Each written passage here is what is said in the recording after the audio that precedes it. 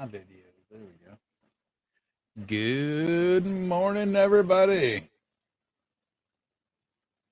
I don't know if everybody's here yet, but it don't look like anybody's even here yet.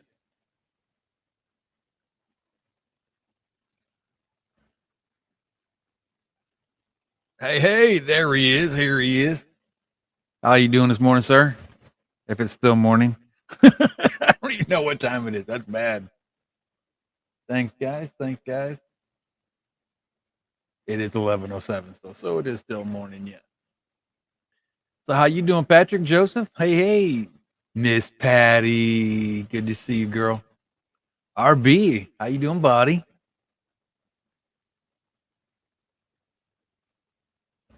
Miss Jess.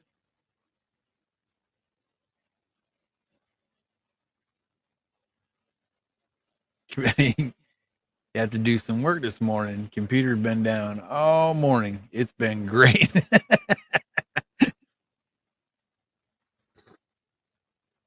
Ugh.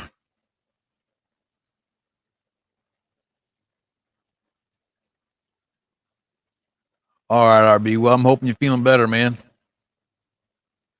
Geek boy, what's up?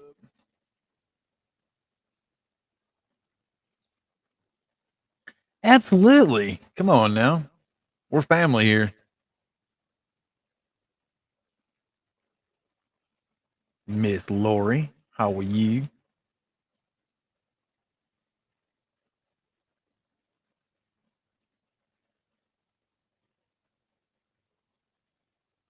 Of course, Miss Jess. I don't think we need to ask that, do we? Really? Of course. We're all family here. If it's gonna help somebody out, I don't mind a bit. I mean, that's what family is supposed to be about, right? So who's? Oh, you know what? It might help if I put the thingy up there so somebody can come up here. JDR, hey, did you check your mail, JDR? Jan, check your email right now. Please check your mail. I need the linky link right here. Copy here. Put the linky link right here. And then I can put it right here like that. And then I can pin it up on top. There we go. Yeah, I read that earlier, RB. I hope you're feeling better. Miss Ness, how are you? Good to see you, ma'am.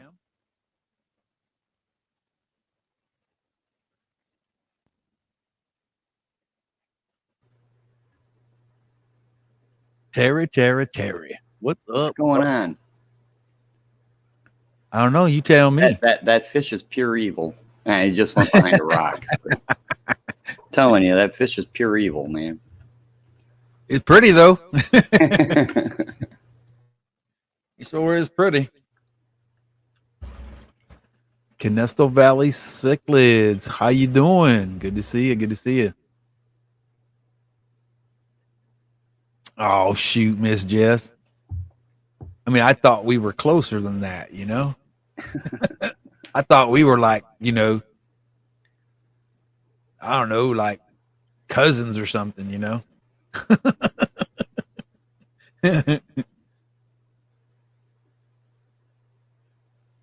But I do appreciate you, Miss Jess. That's awful nice of you.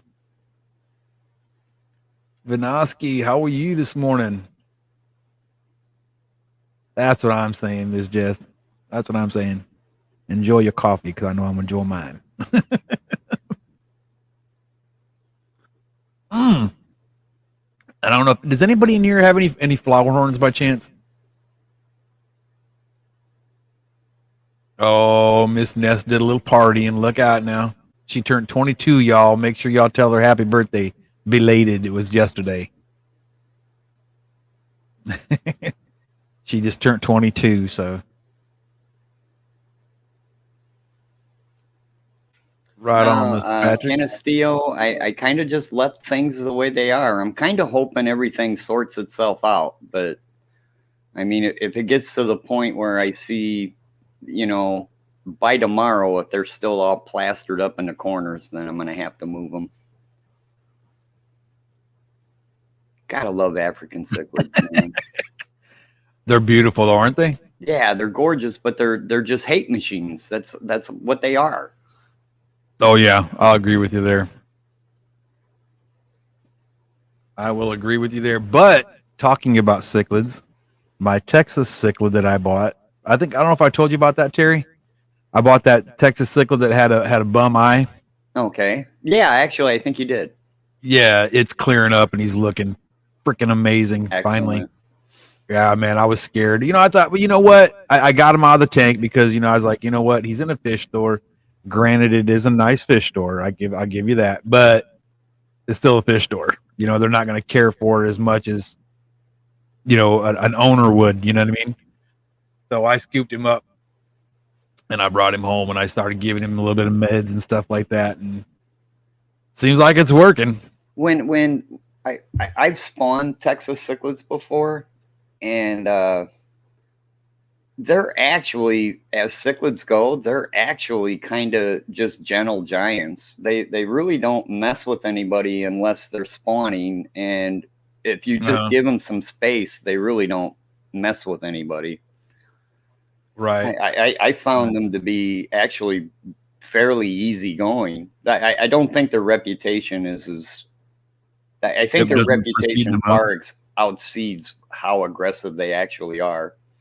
Right. And I tell you what, when they're spawning, they're gorgeous.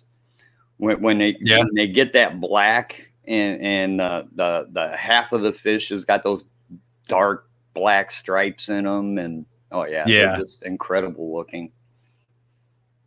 Cool. I can't wait. I think I got one right now. I'm debating on buying another one, but I want to find out if this one's male or female. But this one literally is only about that long. He is tiny. Yeah. See, that's when you got them small like that. Number one, they're cheap as all get out. $4, and you can get 6 of them. You get 6 of them, I guarantee you, 2 of them are going to pair off. Yeah.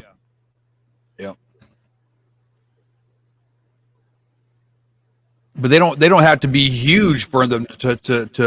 Actually, I bred mine. They were only like 2.5, 3 inches when they spawned. What? They were small. Wow, I thought they'd have to be a little bit bigger than that. No. Oh, that's a game changer. That's definitely a game changer. Batson, how are you? Chubbs, good to see you here again, buddy. My Fish Tanks Aquatics, always a pleasure, y'all. Fishy, we got to shut her down. Fishy Mind's here. We got to go, guys. Gotta go. Everybody, we got to go. Good to see you, Fishy Mind. Love you, bro. Chewy, how you doing, buddy? Chewy knows a guy that lives in. He moved to Texas. He was originally from Canada. Greg Steves, and he did a lot of underwater camera work where he showed spawning Texas cichlids and stuff. It's some really good video. But I think, isn't Greg one of the board members of the Hill Country Cichlid Club? I'm sure he is. I'm almost positive he is. That guy actually wrote a book on Lake Victorian cichlids. Way cool. And I know Chewy knows them for sure. Oh boy, that coffee's going down way too easy today, folks. We'll be bouncing off the walls here soon. But yeah, I was really excited because I came in here last night to turn the lights off. It was probably about 8:30. I came in to turn the lights off, and I looked in his little tank to see how his eyeball was doing, and man, I was so happy to see that he was doing better. Oh yeah, when tanks are doing, when fish and tanks are doing what you want them to do, and everything's going good, that's what this hobby's all about. Yeah, that's exactly it. Exactly it. All about. Yes, sir. What do you know about Lake Travis? I've heard of it.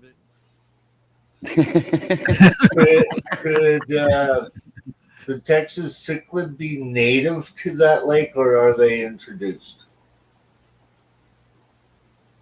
In my opinion, I would say they're probably native to that lake, I would assume. Because I just came across a scuba diver's footage of a pair of Texas cichlids looking after their young in that lake. Oh, wow. The old wow is right. That's way cool. Oh yeah, Yeah. when Texas cichlids are spawning, man, they're incredible fish. Texas are gorgeous cichlids, man. The only thing is they get a little big, but they're not as aggressive. Like they've got an aggression level of a fire mouth. That's Maple another Street underrated. Aquatics. How are you, cichlid, man. buddy? Well, I don't know why the firemouth doesn't get more love. It should. It's a super cheap cichlid that you can get started with. They're easy to spawn, and you just gotta love a fish when they're trying to protect their territory and they flare those gills and that bright Yeah. light comes out. And they're a native North American fish. I think the firemouth doesn't get the love it deserves. No, that's also a native fish as well, yeah. I don't think Mexico to North America, not U.S. Yeah. I do believe it comes from the Yucatan Peninsula, Gotcha. the warmer side of Mexico. That Cool, the cool. firemouth was probably the second or third cichlid I ever spawned. And so I was still really young and new in the fish keeping hobby, and I was like, "Oh, this is the coolest thing ever." And then I realized the local fish shop didn't want them, and I was like, "What? Come on, man!" I was like, how can they not, you know? Well, they eventually took them, but trust me, I didn't make any money on the deal. No, Right. no, it's sort of like selling Jack Dempsey's. Or convict. Or convicts, yeah. Yeah. You know what's crazy too? My convicts have spawned 3 times now, and each time they spawn, the fry is about 2 or 3 days old, and they'll eat them Well, every time. Don't knock it. It's probably. Oh, I'm not. Trust me, That's a I'm not. good thing. Because eventually they're going to figure it out, and then you're going to have a whole bunch of fish that you can't get rid of. Well, that's just. Oh, I can get rid of them. Trust me, I have 2 Oscars. Well, there you go. Breed your own fish food. See, that's a thing that comes up a lot. You know, all these people they always recommend guppies or live bearers, you know, to feed, and I'm like, man, those things, they only produce fry once a month. You get a pair of cichlids or a pair of convicts, you Yep. have 300 fry every 2 weeks. Yep. So Man. if you're going for fish food, man, get some convicts. I used to feed my baby Jack, like fried wrigglers of Jack Dempsey's to my guppies. Oh yeah, absolutely. And I tell you what, when they're at the wiggler stage, they still have that yolk sac. That's Yep. one of the most nutritious foods on the planet. Oh Yep. yeah.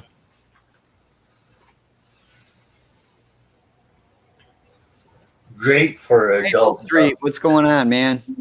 How's the pickerel? Rocko, you do know Maple Street has a pickerel, right? Yes, I know. I was watching him feed it the one of his last. I think it was not. Well, the stream he did with it just a few streams ago. I swear to God, if I actually get to leave the house, I'm going to go collecting, and if I catch one, I'm sending it to you, Rocko. You bet, man. I don't know where the hell I put it, but I'll do something with it. But you know what, though, man, Terry? I'm looking at this firemouth cichlid, and you know it is a really pretty fish, man. Oh, they are. They're gorgeous. They're underrated, and they're extremely cheap. You can buy them at your local pet shop for like, $2 or $3 as babies. Yeah. So I wonder why more people don't keep these. Because they're just common. You know, cichlid guys. We got to have the rarest, most. Right. Yeah. You know how that goes. Common, and they're a little bit too aggressive for your community tank in comparison to angels. So they would be like a more of a if you're going to put these in a tank, they'd be more of a. They're more like a Texas cichlid or a Jack Dempsey, Gotcha. something like that. Gotcha.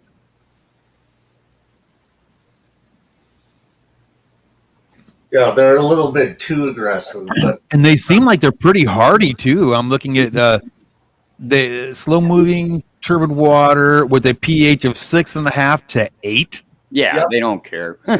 Just put them in water. They're Yeah, like just- a convict. just- Just put them in water. Yeah, As just long open as the keep tap them and there you wet. go. they see a diversity of water conditions at the Yucatan Peninsula, right?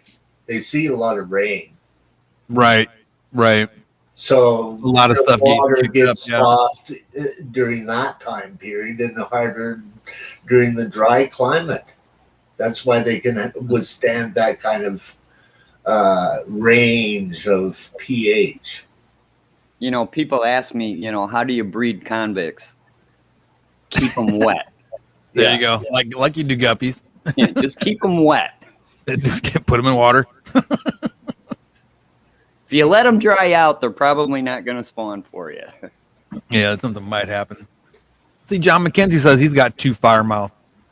Oh, they're in my They're opinion, beautiful. They're honestly underrated. They were a mainstay back in like the 70s. Yeah. Right. Everybody had fire mouths, but now Yeah, that's when I had mine. yeah, now it seems like they've just been overlooked. You know, it's kind of like, oh, we had these for a really long time, so you know, I want they're not fun anymore. this thing. All of the more common Central American cichlids have gone through that. So you would need probably like a 75 gallon tank for these guys. Yeah, 55. You could probably even keep them in a 40 breeder. You can keep a pair in a 20-gallon tank. They're not they're aggressive, but not overtly aggressive. I mean, they do a lot of it for show. You know, it's like, get out of my space. They flare their gills. Yeah. And they do that like bluff run. Yeah. They don't tear apart a fish. You know, they're just gonna, you know, they're a little assertive, but they're not overtly aggressive.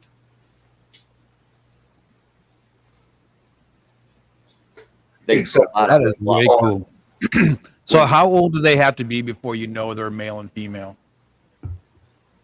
Blah, blah, blah. I don't know, a few months. Less than a year for sure. Yeah. Gotcha. I'm practicing my interview questions. Can you tell?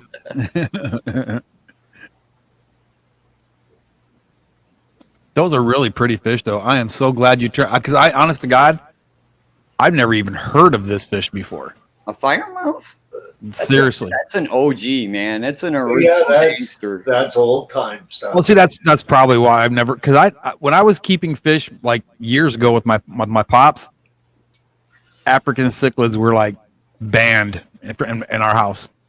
These are Central American.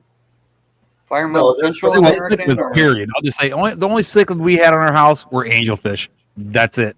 I got from Mexico. Everything else was like swordtails and guppies, mollies, stuff like that. I just want you guys to know I just lit the filter end of a cigarette. That tastes wonderful, doesn't it? Oh, God, it is the nastiest smelling, nastiest tasting thing on the planet. And you know immediately when you do it. Oh, so I wonder where I could get a pair of these. Well, finding an actual bonded pair is going to be pretty hard, but you can find them generally in most every pet shop for $1.99. Small. Right. Buy 6 of them, and I guarantee you'll get a pair. Yeah, you'll get a pair of them, yeah. They grow relatively quickly.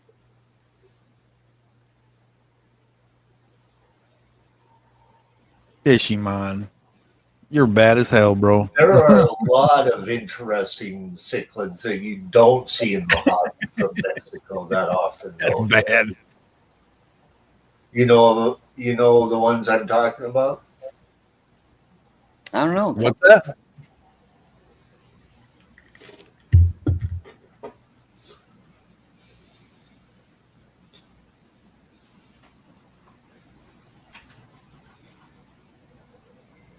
Did I lose sound or something? Nope. Oh, okay. I think we lost Terry's sound. I think we might have lost Terry. He might be going to find a cigarette that isn't burned on the wrong end. I'm here to tell you that is the most awful tasting you'll ever taste. Well, I mean, I can think of some other things that are pretty bad, but that's one of them. I'm getting another cigarette just to get the taste out of my mouth. Is that so, Maple Street? That is way cool. Rob93, what's going on, buddy? Good to see you, dog. Man, so good to see you, bro. They even say there's firemouth DNA in a flower horn. You know, I wouldn't doubt it. I really wouldn't doubt it. Yeah, I can see that because the New World cichlids are basically would all have some sort of DNA branching. Yeah, if you look at the family tree of cichlids, they're right in there. Yeah. Rob, dude, Rob93's here. Rocko. I know. Look out, y'all. Oh, the energy has finally entered the building. Everybody start breaking out your short jokes. If you've been saving them up, now's the time to let them go. Oh, no. I tell you what, man, the energy this guy has is amazing. I'm not even gonna try to float your boat. Truth of the matter is, when I went and I did a show with Rob and Kenny, man, I didn't know what to expect, man. But all I can say is Rob and I had a really awesome conversation before the stream started, and like I said, I never had a chance to really to sit down and talk to Rob, like a one-on-one before, and I honestly felt like I mean we talked for maybe 10 minutes maybe, and we talked for 10 minutes, and it feels like I've known the guy my whole life. I mean, he's just an outstanding man. And it's a pleasure to have him here. That's for sure. I'm not gonna lie; he's a really good guy, and I'm not saying that to kiss anybody's butt because that's just not how I am. Truth of the matter is, I really do think he's a great guy. So, Rob, it's a pleasure to have you, buddy. Don't get a chance to see him very often, so I got to make sure when I do, I try to keep him coming back.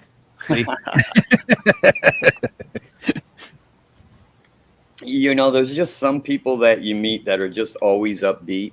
Unfortunately, I'm not that kind of person, but man, when you meet those people that are just always just upbeat and genuinely upbeat, they're just awesome people to be around because it lifts your spirit as well. And here comes trouble. What's up? What's up? Good to see you, Rob. Good to see you.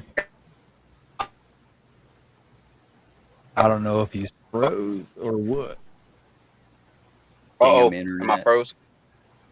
Yeah, well, your camera's froze. We got audio though. Yeah, I got blocked in the chat. I think I'm doing too many caps. He got thrown out of Rocko's stream. I didn't even notice it, to be honest with you. Yeah. I'm too busy talking and not paying attention. It happens. How you been, brother? Good. How are y'all? Fantastic. Good. Bobbert, how are you, buddy? Good.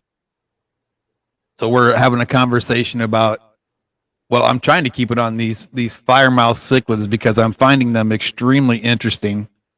The original gangster fish, man. It's been in the hobby forever. Right. And I got to find out where I can get some because I know my LFS doesn't have any. Really? No. I find it hard to believe that a fish shop would not have convicts, What? Jack Dempsey's, and Fire Mouse all in the same tank Yeah. for sale What? for like $1.99. Right. Well, that's like you said, though, it's a really common fish. And it's cichlid keepers. They want all the really cool stuff. And it's Right. just, that's the only thing I could think of. But I'm finding this fish to be extremely intriguing. That's for sure. Oh, you should see them, man. When they got fry and they're doing that bluff to keep the other fish away, and they spread them gills out and all the fins out. Oh man, are they incredible? They look super pretty. That's for sure. Chubb said he might be able to get me some. To be honest, I can send you some. I can go tomorrow and go to my local fish shop and get you 6 of them and send them to you. Well, let me know how much I owe whoever. And we'll figure it out. Please, that would be so cool. Because I just happen to have a 20-gallon tank that's going to be coming open this weekend. I'm going to reseal. I've never seen the footprint of this tank before. Okay. It's is like front to back, wide or depth wise. It's, I would say the size, maybe a little bit bigger than a 55. So a but little it's longer than 4 foot. I'm saying like from front to back, back. Okay. It's a little bit bigger than a 55. So I'd say it's probably 19, 20 inches. Yeah, I would say it's probably a little bit deeper than even a 29-gallon, right?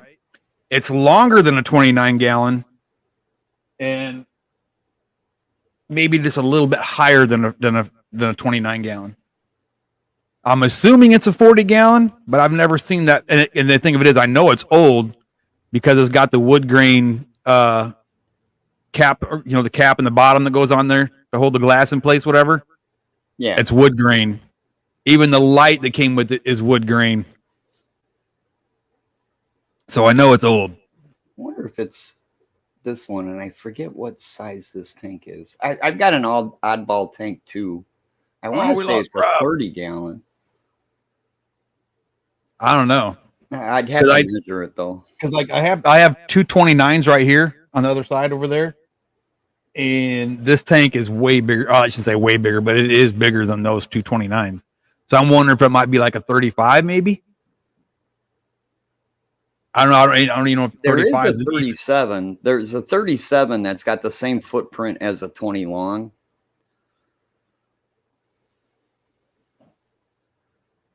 No, this tank's bigger than that. Matter of fact, if you give me a second, I'll grab my tape measure and I'll run because it's right outside the door here. Where's Mr. Manifesto? We need his cheat sheet. Right? Give me 1 second.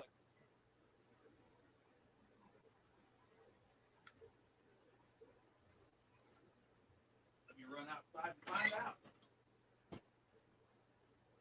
Yeah, Robert, fire mouse are usually found just about everywhere. They're just one of those common original gangster fish that is usually a mainstay in most local fish shops. And if you want to get your start in, the Central and South American cichlids, it's a really good fish to start with because they're not super over aggressive. And they're pretty easy to spawn, and they're one of those fish that as long as you keep them wet, the water parameters are okay for them. They're not picky about water parameters. They're not picky about temperature. They're just one of those fish that've been in the hobby forever.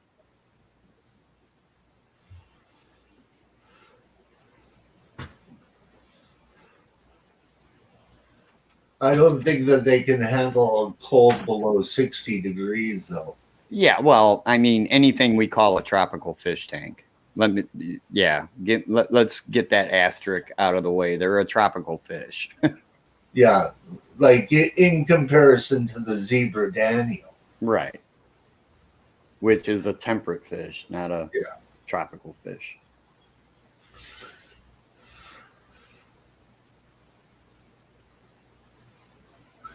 Yeah, it's that's one thing people may not actually realize is tropical does have a meaning. Tropical means warm.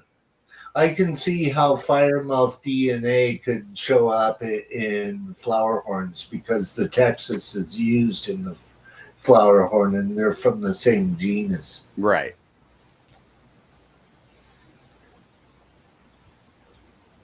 And the other fish I'm referring to belong to the same genus as well. And Rusty Wessel has them. There's more than one type of firemouth. There are, if you look at the genus, it starts with a T. I don't remember exactly how to pronounce it or spell it, but the genus that the firemouth is in starts with a T. Yeah. And there are other firemouth. I'm using air quotes. There are other firemouths that are kind of rare in the hobby, and they're also just freaking amazing fish. But you're going to pay a little more money for them. Also a part of that genus too. Yeah.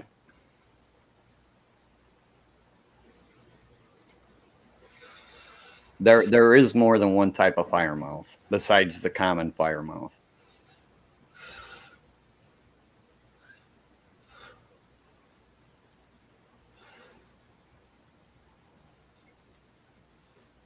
I don't know. I don't even know how we wound up on that conversation. I just think they're underrated. That's all. You brought them up. No, I did. Because they're native. Now, all I do know is I'm slowly getting sucked back into cichlids. And I said, when I set this fish room up, I said, all right, I'm not doing cichlids except for maybe angelfish. And I'm slowly getting sucked back into having an entire fish room of nothing but cichlids. Well, if you're successful in breeding them, why not? Except I've done it and done it and done it. I kind of want to do other things. All righty then. Here's the measurements that I have. It's 36 inches wide. It's a 33-gallon. 21 inches tall. And 12 and a half inches front to back. It's so I'm assuming 33-gallon. Well, a 33-gallon is 30 inches by 13 by 23. That's a 37. There's two 33 gallons. Exactly. There's the 33. It's an old tank, so maybe it is 33. I don't know. I don't know. All right, hold on a minute. It's been a while. You can take them out. I used to have one as a kid. Yeah, I thought so too, Joseph. I thought so too. I thought it was a 40-gallon too. Okay, what are the dimensions? It's 36 wide, 21 tall, and 12 and a half. 36. Yeah, wide. And okay. Or from front to back, it's 36. Excuse me. Side to side, it's 36. Yeah, side to sides. Yeah, it's 36 inches wide, 21 inches tall, and 12 inches deep. Width.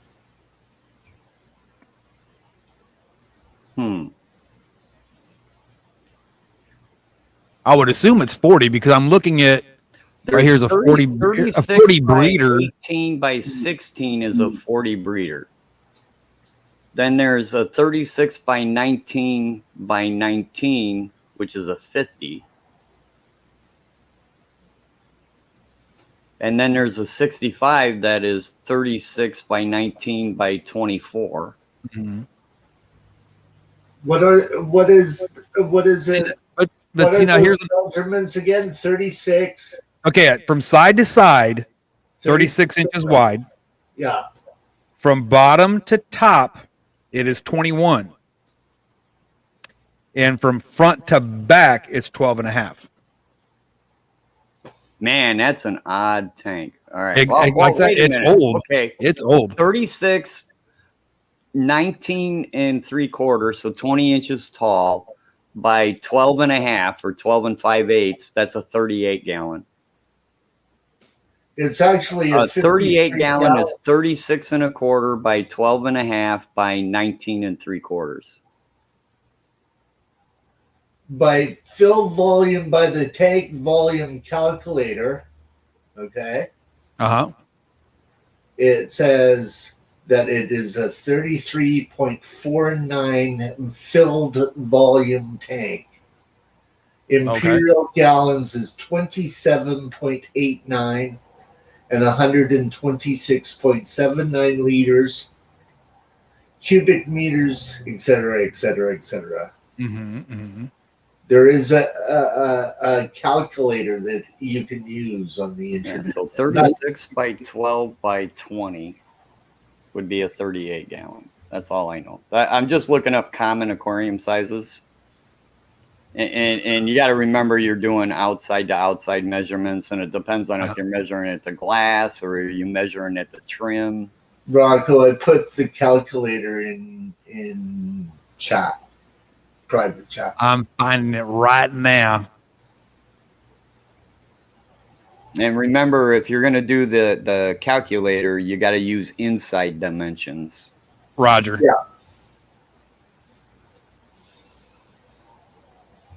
36 by 19 by 12 is a 40 breeder. All right, because like I said, I have two 29s, basically a 30-gallon tank. Yeah. And it's bigger than those. Yeah, it's a little bit bigger. Not well, much. Yeah, because it's 3 foot long. Yeah, but not as wide and high. No, it is higher. It's 21 inches tall. Yeah, it's higher, but it's not as wide as a 30. Well, at the 21 inches tall, that's trim to trim, right? Mm-hmm. Well, that was like I put the tape measure in there and I measured the bottom of the lip underneath. Yeah, I would call it a 38. I just know it's bigger than what I got. So I gotta reseal that, and I'm gonna put my Oscars in it. Wait a minute, there is a 36 7/8 by 19 by 19, or 19 and a half, and that's a 50 gallon. Yeah, see, I saw that too. Yeah. A gnarly fish tank says, "Oh my God, look up a 40 tall. That's what it is." There you go. That's why we call 40 breeders, because there's a 40 tall as well. Right. Hey, Triple J. That's another one of those Texas Fish Keeper militia guys, right? Tank, though, I will tell you that. That's a tank you just don't see. Oh, somebody's here. Hold on. Somebody's yelling.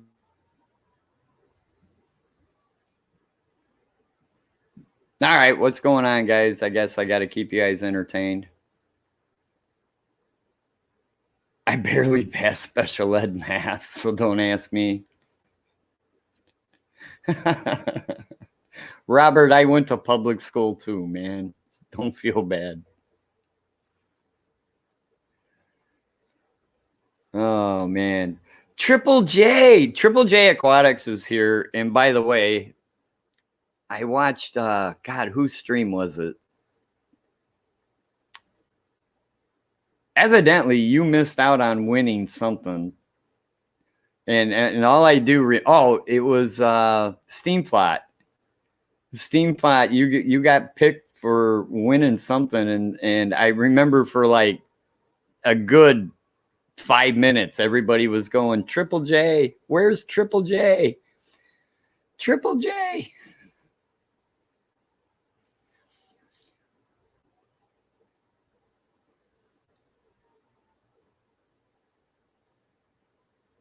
Yeah, see, even Patty remembers.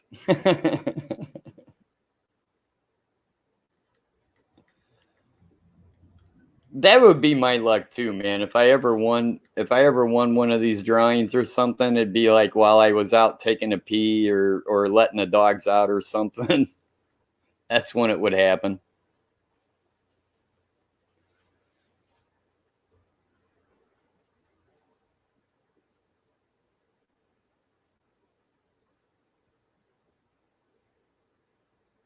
Yeah, I hear you, Triple J. That's exactly what would happen if I ever won one of those drawings. I'd be doing something. I'd be like cooking a cheeseburger or something when he did the drawing, and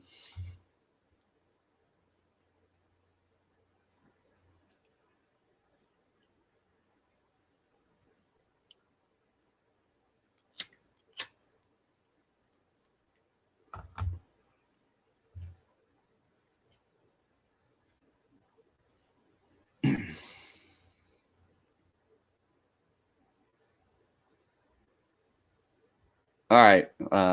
Okay. What do we want to talk about? I think we embarrassed Triple J enough to go, dude, you weren't in chat. I apologize, man. Wasn't trying to embarrass you. Although you did get Steven Fott to say your name like 50 times. So that was probably worth the advertisement.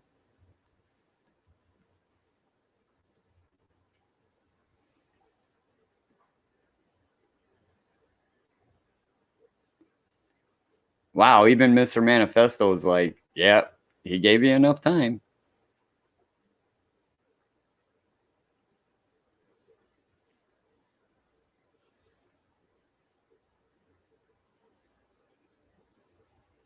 Oh, Steven, you won a $100 Dance Fish gift certificate? $100 at Dance Fish can get you some really cool fish.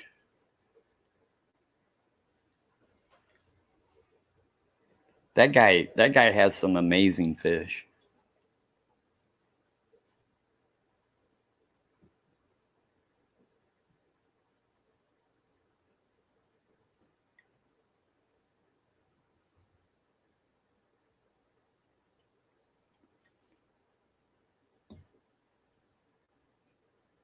Ah, that's a shame, Triple J.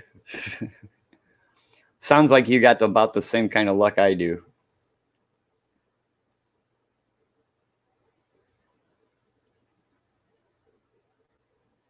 Although Degenerate Fishkeeper once got eliminated, who was it? Brienne. Brienne did that like elimination thing, and Degenerate Fishkeeper got picked like first.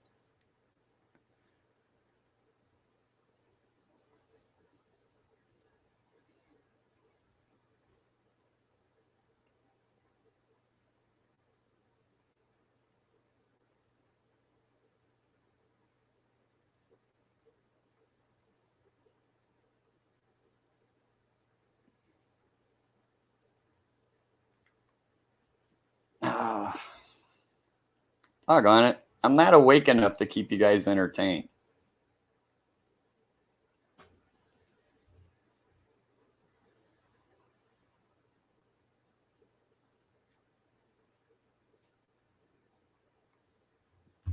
Okay, what is that?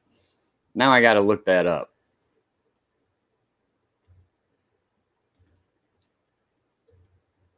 All right, we got to see what Steven got. I'm not familiar with that particular scientific name. Oh, it's a rainbow. That's why I didn't know it. My rainbow knowledge sucks, man. I suck at rainbows. Man, these things are gorgeous, though.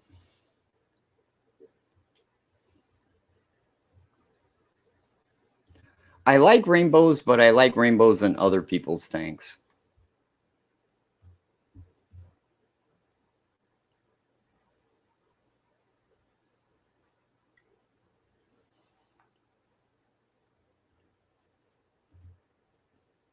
And that goes to say that's why I didn't recognize that name, because I suck at rainbows.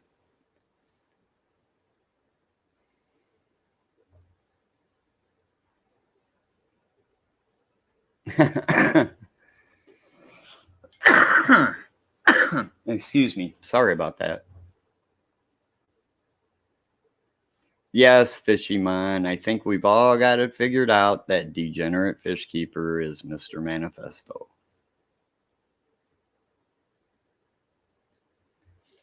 Rainbows have their place in the hobby. I mean, I get it why people keep them. I mean, they live a really long time. They're not particularly aggressive. They eat just about anything. You don't have to be super critical of your water conditions, and they grow up to be awesome looking fish. So I understand why everybody likes rainbows. I get it. They're great fish. Maybe I should put some.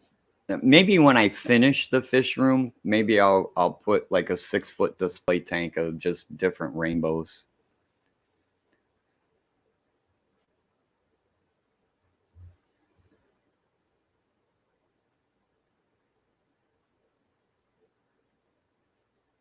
No, Patrick Hardy, rainbows are usually pretty forgiving as far as water conditions. I mean, they come from, like Chewy likes to say, they come from an area where their water conditions change. And yeah, I've seen rainbows kept with African cichlids, and I've seen rainbows kept with discus. So I just don't think they're too particular.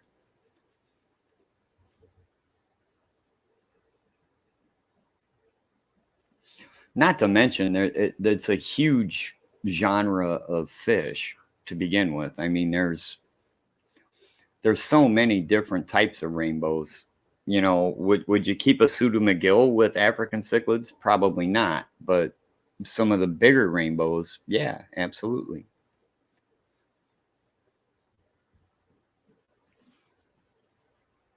My favorite rainbow is kind of a common rainbow, but I always like the Celebes rainbows. They spawn relatively easy. They look really cool when they get bigger. I've always kind of been drawn more towards the pseudo-McGill type rainbows instead of the bigger ones, but that's just me.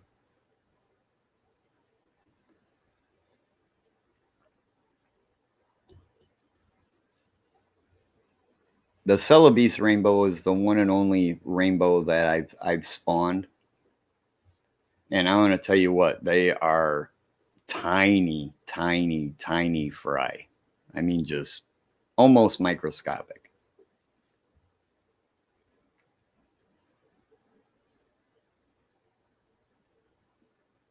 The cool thing is with rainbows, see, like cichlids, when they lay their eggs, the fish kind of develops around the egg. With rainbows, there's an actual eggshell, and the fish are inside the egg. So if you get like a magnifying glass or something like that and really look at the egg, you'll see the fish developing inside that egg, and you'll see the eyes, and you'll see the fish actually move around inside the egg. It's the coolest thing ever. Whereas cichlids kind of just develop around the egg, so it's a little different.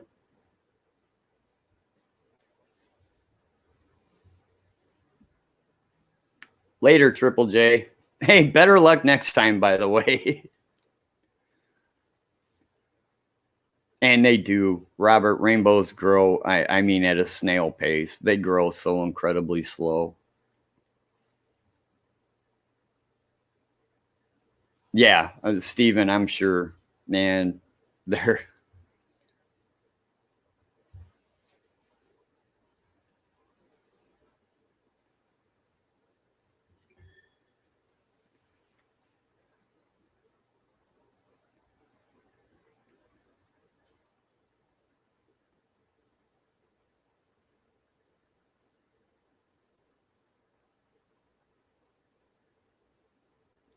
And Chewy's right. I mean, each individual species is, got its own preferred water chemistry. But my point is that they're not going to fall apart if you bring them outside of something outside of what their native habitat is. And I'll be right back myself. This is horrible. I suck at being a co-host, but I'll be right back.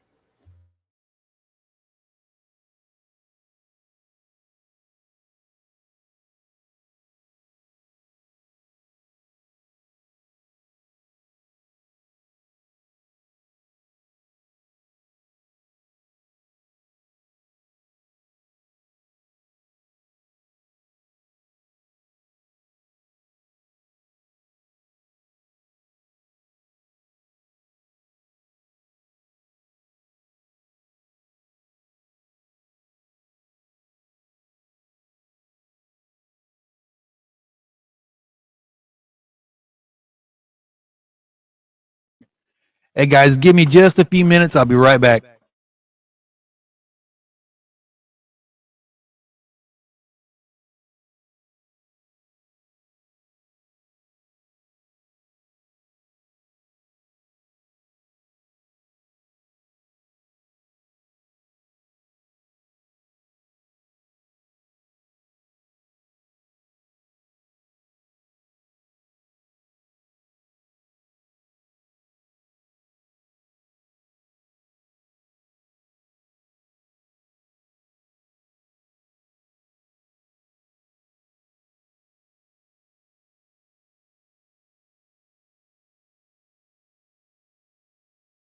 All right, sorry about that, guys, but I had way too much Mountain Dew this morning.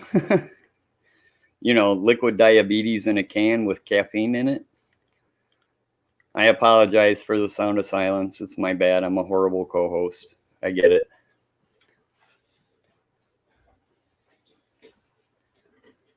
Yeah, Stephen, they're used to changes in their environment, and they're super adaptable fish. They're super hardy.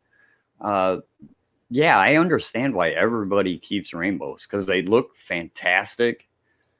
They're long lived compared to a lot of your like tetras, and they're just great looking fish.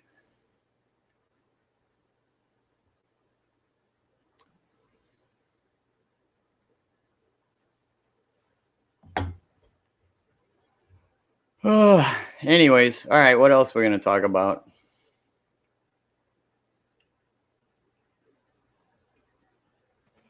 I'm thinking more about the firemouth cichlid would be great. I'm not gonna lie, Terry. I am stuck on stupid on that fish for real, man. Now I'll send you some, man. They're fairly. I guarantee you, if you go to like a Petco or PetSmart, they'll have them. Well, they're just an original. My girl's right here with me, right? And we've been to other places. We have yet to ever see that fish anywhere. Really? Anywhere in this area, yep. I mean, I've seen Texas cichlids. I mean, I've seen even like the Du Bois. I've seen those. I've seen all kinds of cichlids. All right, we're gonna have to do a trade. Well, it'd be an unfair trade because Tropheus demands a lot higher price than a firemouth, so it wouldn't be a fair trade. But I'd be like, yeah, I'll send you some firemouths for some Tropheus. Well, is there a certain? If they have them here, I'll pick them up and send them to you. I mean, if it's a certain one. Well, actually, I almost pulled the trigger yesterday when I bought the Africans I got on camera right now. I almost pulled the trigger on 6 or 7 Tropheus species firecracker. I don't know exactly what exact species they were, but the whole idea of the 125 that I've got my pink-tailed chalceus in was originally going to be a Tanganyikan African cichlid tank, and I was going to do a Tropheus and a couple other species in it, and I just never pulled the trigger on getting a group, and now it's just turned into a hodgepodge of fish. Right. Yeah, I mean, if there's a certain fish you're looking for, man, and if I can find them here, I'll definitely grab them up for you. I've just been waiting for fish swaps to start again in the Chicago area, and it sounds like the GCCA isn't going to have an actual swap until later this fall. And when that happens, I'll come with a lot of money in my pocket, and I'll probably pull the trigger on getting some fish. Right on. Oh, it's crazy too, man, because honest to God, they've got planned like one a month. September, November, and December. They've got swaps planned. And if you've ever seen a GCCA swap, these things are huge. I mean, they're ginormous. They're there's over 100 tables of people selling stuff. Wow. That's a lot of folks. And I got to tell you, it's elbow to elbow the whole time you're there. Yeah, well, that's typical Chicago. Yeah.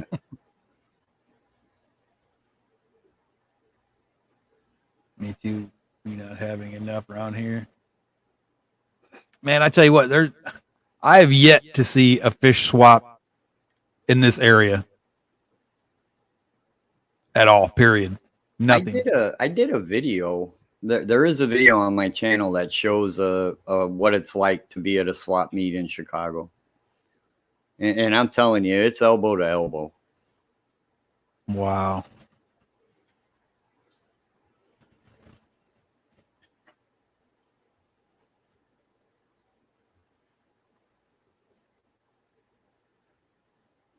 Chewy. Wow. Yeah, I'm reading about this. I'm Chewy's reading really getting into it.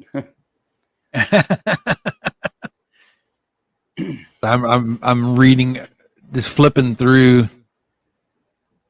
Let's see, Live Aquaria has the firemouth for $6.99 to $13.99. Wow, that's kind of expensive. That's a little. And then there's one for $7 right here. You know what? That it might be to the point where the fish was so common for a while that everybody quit carrying it, and now it's expensive again.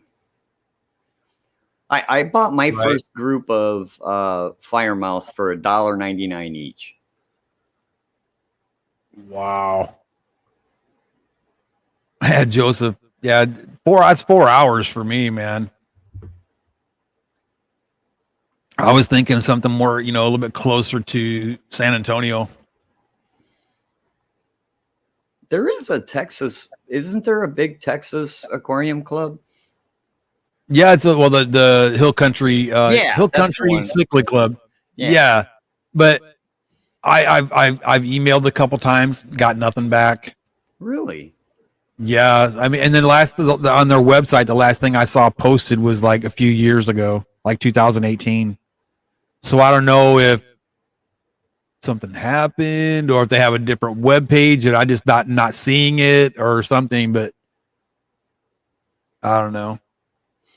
I always thought the Hill Country Club was actually a pretty big club. Oh, it from what I saw, that it appears to be. No, you think that they'd make it a little easier for new people to come in. Yeah, you think.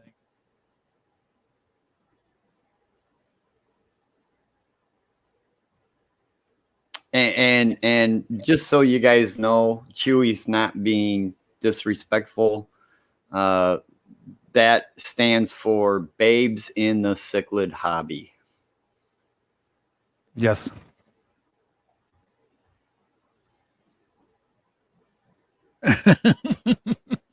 It's a group of female cichlid keepers that got together and they started their own little subgroup. Yep. And that's what they called it, Babes in the Cichlid Hobby.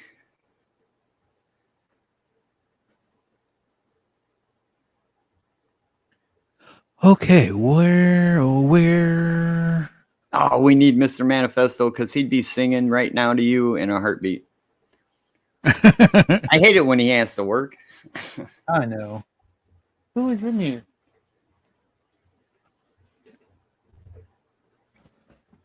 Because trust me, I suck at a co-host. Oh, man, you're great. Don't even sweat it. What's going on? Nothing.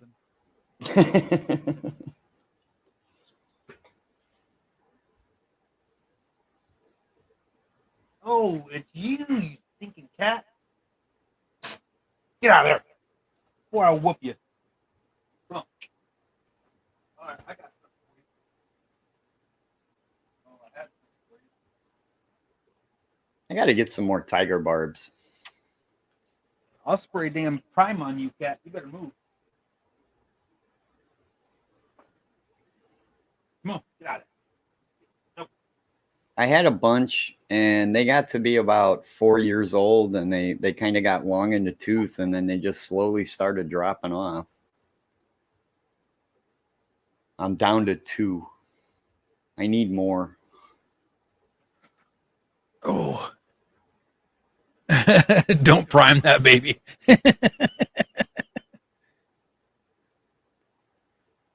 The Texas cichlid was introduced to Lake Travis not as a part of its own natural habitat. Oh, I guess my guess was wrong. Hey, Patty, just because I'm up every chance I get doesn't mean I'm good at it. I'm practicing. That's it. I'm trying to learn how to do this job. Right. It's practice. Practice, practice, practice. Okay, 3 to 4 inch firemouth cichlid. Oh, that's Worldwide fishandpets.com has them, and they're out of stock. But they're $11.99 for 3 to 4 inches. That's pretty good size. They'll spawn at that size. Right. That pet place. Oh, and they're in stock for $6. Let's check it out. The firemouth cichlid. View shipping restrictions. $5.99.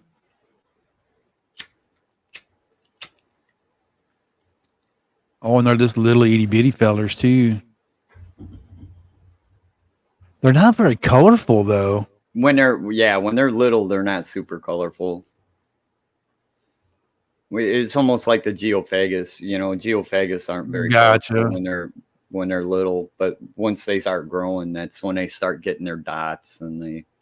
Gotcha. Once those hormones kick in, that's when they start looking good. Gotcha.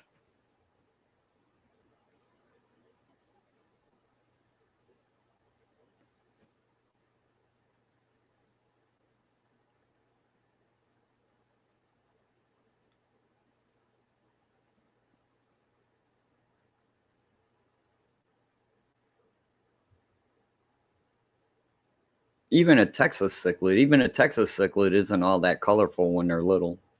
Oh, I know. You know what though? I have to say the little guy that I got, I've been impressed with him so far. He's actually got some decent color. He's not like super colorful, but you know, for his being as small as he is, I was really impressed. It's usually once those adolescent hormones kick in, that's when fish start coloring up. Okay.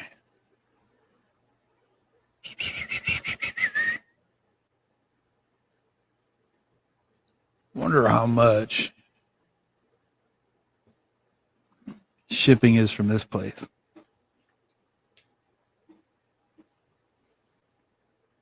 Well, show me how much it is. I hate that when a website does that. You know, okay, well, how much is the shipping?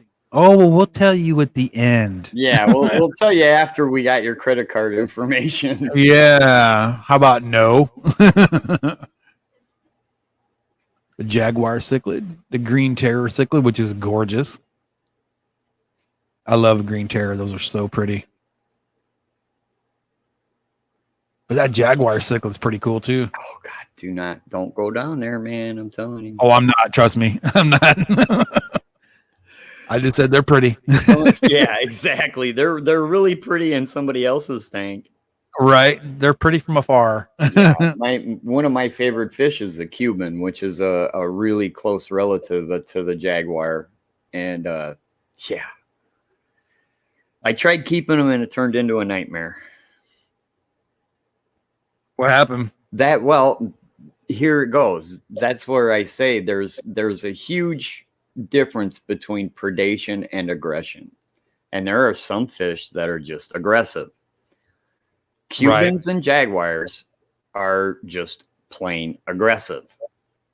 They may not want to eat. They might want to eat the fish they're messing with, or they might not. They might just kill it to kill it. Oh, geez.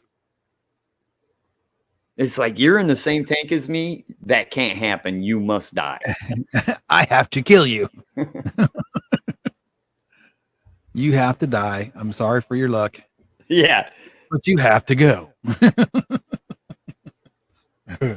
That's why my Pellini's by himself. 75-gallon tank, one fish in it.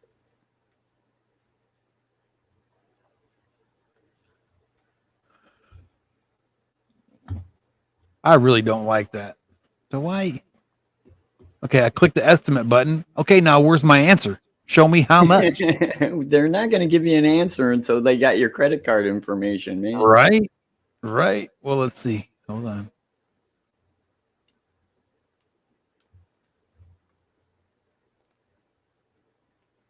And it's still not showing me. Wow. I don't like that, man. You just tell me what I want to know. Yeah. And I'll tell you if I want to buy fish from you or not, you know? Right. I'd But they hold have off, man. I don't see a reason why you'd have to order fire mouse online.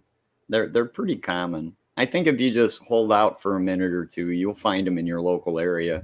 Or I'll just send you some. Oh, hold on, guys. I gotta go give Mama a kiss goodbye. Yes, monster fish gal. The jaguars and Cubans, they're super closely related. In fact, you can almost not tell them apart when they're little. They're great fish. I love them to death. I think they look fantastic. It just doggone, man.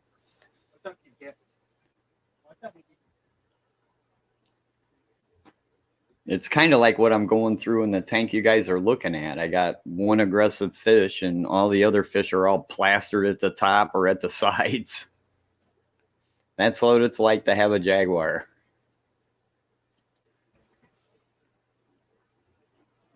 Unless you got a better chance of having an awesome display if you get, 6, 7, 8 of them when they're really little and kind of grow them up together. So they're just kind of always together.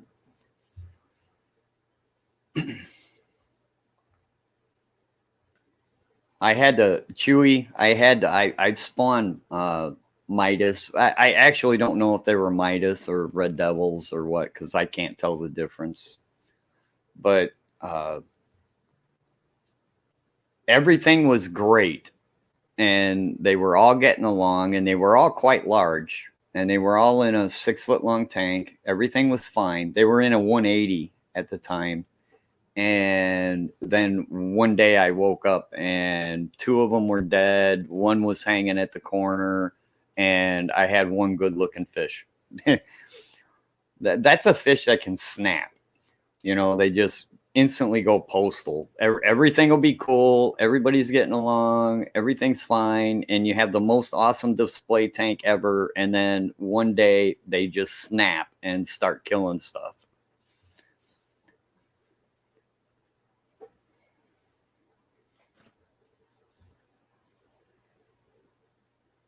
I'm sure if you talk to Kenny at Daniken, I'm sure he'll tell you the same thing. They just snap.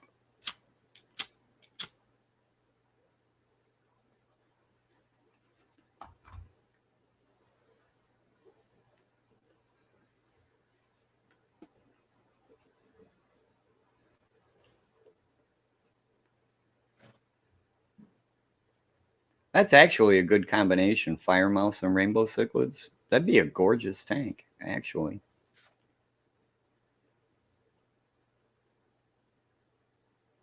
Especially if you got like the rainbow cichlids on one end of the tank having babies and the fire mouse having babies on the other side of the tank. That'd be cool.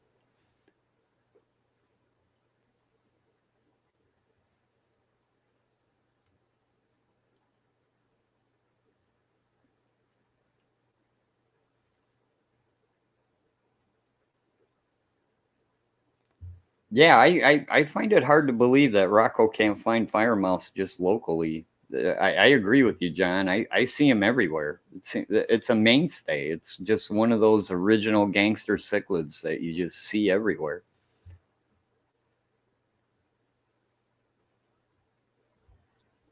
They don't look like much when they're little. That's why I think that's why they sell so cheap and people just bypass them. But once they get bigger, they're a good looking fish.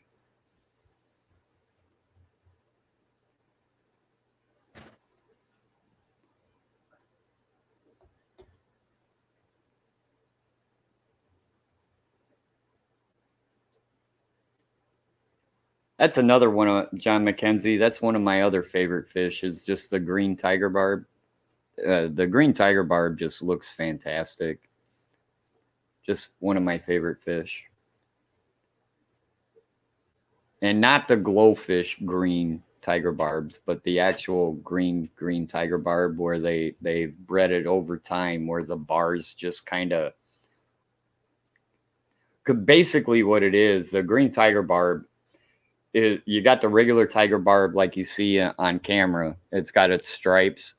They just bred that over time where the color in the stripes just took over the whole fish.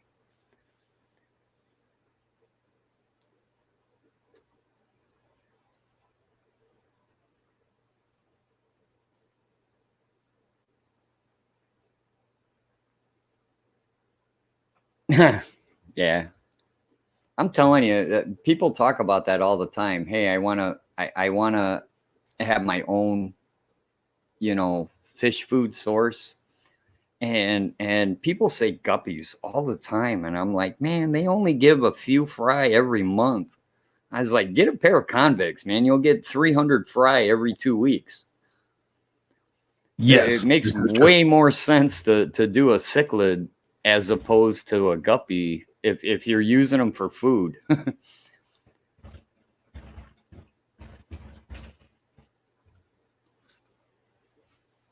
Yes. Cichlids will way outproduce a guppy in a heartbeat. Oh, Lord, yeah.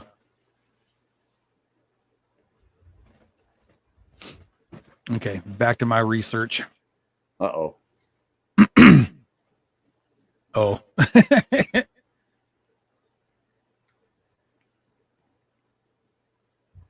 Yeah, see, I have to say that the convict is probably one of them OG fish as well, too. Oh, it is. You'd always see them almost all in the same tank. You'd see convicts, Jack Dempseys, and fire mouse all in the same tank for $1.99.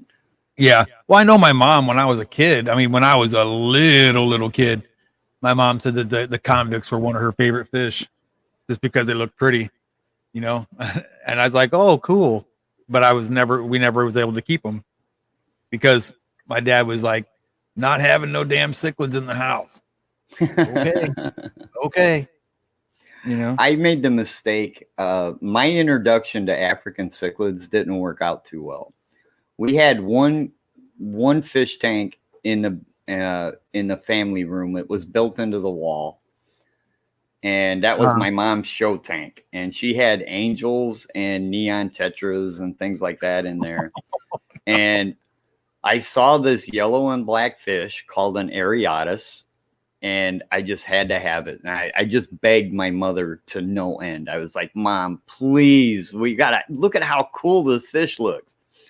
And I talked her into getting it, and we put that poor thing in that tank, and that fish just went bazonkers, man. And just within a few months, it was the only fish in the tank. And I felt so bad for my mom because I was like, ah. Sorry, Mom. So that fish got demoted to my bedroom where I had a few tanks, and then my mom, set her tank back up, and that was my introduction to African cichlids. Killing your mom's angelfish. Yes. Oops. Sorry, it didn't work out too well. Sorry, Ma. No, my dad, his favorite fish was like the real deep orange swordtails. Oh yeah, love swordtails. Big, man, back in the day. Yeah. He liked swordtails. He he liked guppies a little bit, but swordtails and angelfish were his thing. And he just, he would have aquariums down in the basement that just had fish galore in it. Swordtails are one of those that people don't give credit where credit's due. People think, Agreed. well, it's a swordtail, so they spawn easily. Yeah, they spawn easily, but growing the fry out is a challenge. They grow a lot slower than guppies. They grow a lot slower than mollies and platies. And then to get that big sword, you have to keep moving the males out. As one starts to tail up, it'll dominate that tank, and the other ones won't tail up as well. So you got to take that dominant one out and let another one tail up, and then you got to move him out, and you just got to keep doing that. It's a lot of work to make a really good looking swordtail. Takes a lot of effort. Yeah. Like I said, he had a few tanks, I should say, quite a few tanks in the basement set up. And I miss having that house. I wanted to buy that house when my folks passed away, but my brother talked me out of it, and we split the money. But I would have loved to have that house now, because I mean, now that I'm getting bigger into the hobby like my dad used to be, and it would have just been nice to have all that room. And I mean, it was already wired up. Oh yeah, it was a turnkey fish room. Exactly. So, but it's all good, I mean, it just like my dad, he bought that house and he had to set it up for him. So I guess I'll just have to buy a house and set it up for me. Yeah, it's what I'm in the process of doing myself.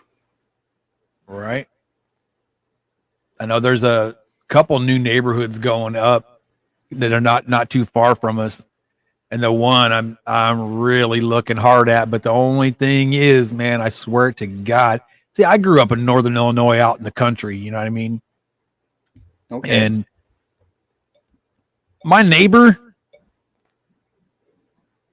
I could look out my window. I could see their house, but I couldn't look in the window to see what the hell they were doing.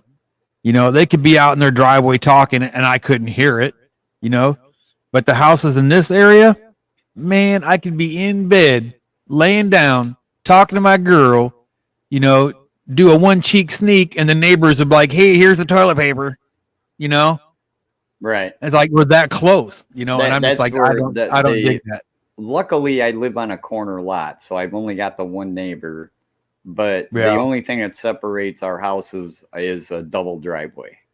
That's it. Yeah. Exactly. And Patrick Hardy.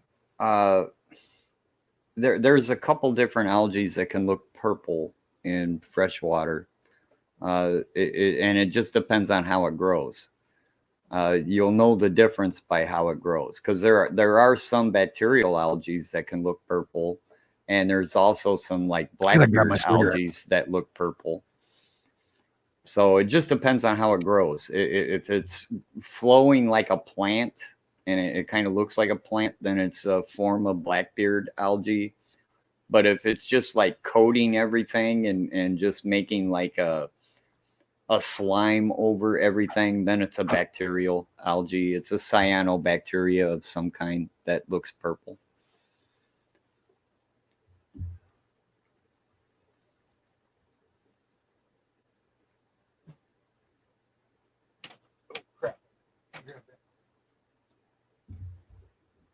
And you do. Chewy's exactly right. To do swordtails justice, you need a lot of room and a lot of good sized tanks for them. And it's just the way they are. People don't realize how hard it is to grow swordtails out and make them look good. If you try to do them like guppies and you keep them in a small tank as they're growing out, they're not going to tail up properly, and they're just not going to look as good. Takes a lot of work for swordtails, but it's worth it. I mean, if you love fish that much, it's definitely worth it just to see them when they grow up, At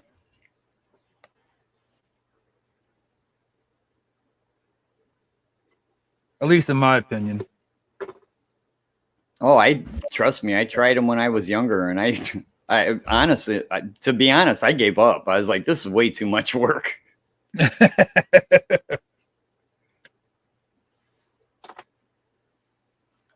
Swordtails to me, they're just a really pretty fish, and and not only that, it's my dad's been gone now since what 97. So I mean, it's kind of nice to reminisce. No, absolutely.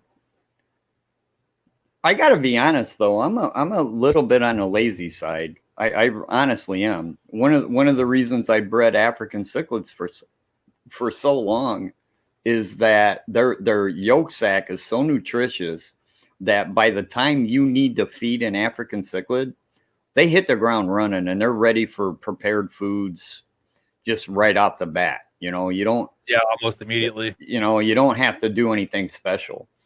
And then when I got into angelfish, angelfish, once they're free swimming, they can take baby brain shrimp, which you're in the middle of doing your first go with those. Right. It's an easy food to do. Right. That's the reason I don't do rainbows, is because it's too much work. The fry are so small that you have to do the infusoria. You got to do those micro foods. And it's a lot of work. And man, I tip my hat to the people that breed them, because I understand the work that's involved, and I'm just too lazy. Right. They're pretty fish, I'll give you that, but especially with my leg and my shoulder, it's kind of hard for me to do a lot of that stuff. So breeding right now, I'm just going to stick with just doing some guppies. And the reason I'm doing guppies, I'm trying to, how do I say it? I'm trying to my best just to see what happens, but kind of get a certain color that I'm looking for. You know what I mean? Sure. But the rest, they're just mutt guppies, and I'll take them down to the LFS, and here you go. What do you give me? You know? Just here you go. See if they sell. Let me know. Let me know if you want more. Right, exactly. 'Cause I got a bunch of them now, and I know the one tank. Oh, there goes the phone. Shit. Oh, dude, he's got the Go Cubs Go as his ringtone. Yeah. That's awesome. Anyways, when I was breeding guppies, I took all my males. I usually fed my females that I wasn't using to other fish. I know it sounds cruel. I'm a horrible fish keeper, but all the males that I wasn't going to use as breeding stock, I had a 75-gallon tank, and all that tank had was male guppies in it. That was it. I took every male guppy that I wasn't going to breed, and I put them in that 75-gallon tank. And I really honestly wish I had video of it, because it was a spectacular looking tank. I mean, it easily had 300 male guppies swimming around in a 4-foot long tank.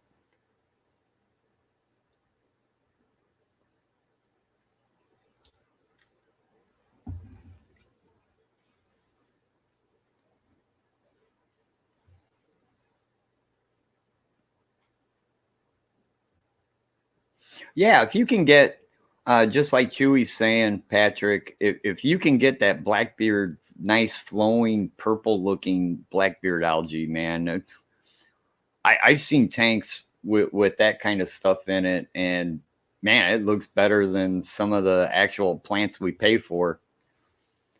But like I said, it depends on how it's growing. If it's growing like a plant and it's kind of flowing in the water column, then it's probably some type of hair algae that's looking purple. If it's coating everything, if it's just coating all the surfaces and it's not really growing, then it's a cyanobacteria that just happens to look purple.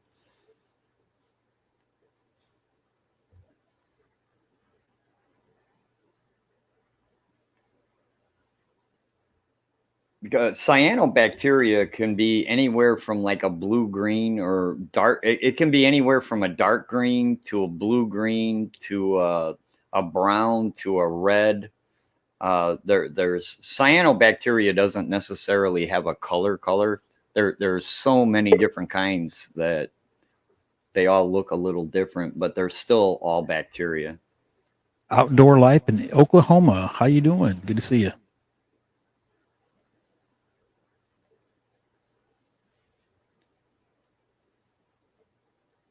I drove through Oklahoma once and stopped in to get lunch. Really friendly people. Yeah, I did some work out in the oil field up in Oklahoma. I can't remember where at. It wasn't too far above the border. I know that, but it was nice up there. And the company I was working for put me up in a nice hotel.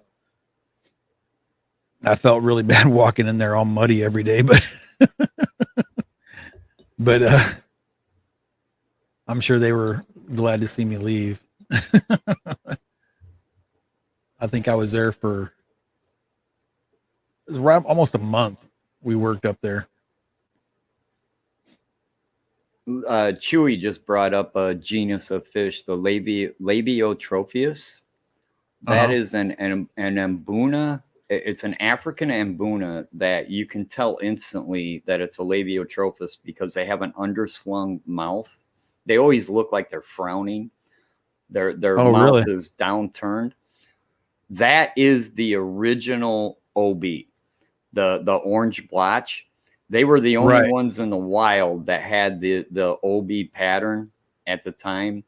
And chances are most of the orange blotch that we see, well, in Malawi cichlids, came from that original Labiotropheus orange blotch. Way cool. Because you really didn't see it. You definitely didn't see it in peacocks, which is the Alunicara genus. There might have been a couple other ambuna that had it, but I don't think so. I honestly don't remember ever seeing it until it showed up in Labiotropheus. But anyway, that's how the whole ambuna are categorized by their different names. It's all their mouth. It's their dentition and how their mouth structure is what separates them from species to species and genus to genus. Way cool. Yeah, I'm learning a bunch about African cichlids because I really don't know a whole lot about African cichlids. So the more you guys talk about them, the more I'm learning, and I'm digging it. And Chewy is correct. I probably misspoke. I'm not saying they were the only ones, but the Labiotropheus fuliborni was the first one you saw in the hobby with the OB or orange blotch pattern. Mm-hmm.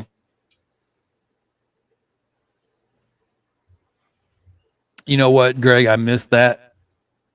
I laid down with Mama, and we started watching TV, and that's where we stayed. I enjoyed it because see, when I do a later in the evening stream, it usually derails, and we stop talking about fish, and we just have a good time. Right. It was nice to be on a stream where we just talked about fish. That's all we talked about. I'm a fish nerd at heart. I just love talking about them. And yeah, it's nice to just talk about fish from time to time. Absolutely. I agree.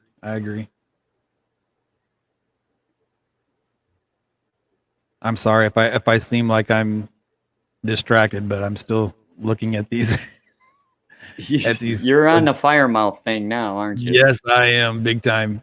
They're just really neat looking, man. Dude, you should see their behavior is more entertaining because they do the gill. Yeah, they spread their gills out.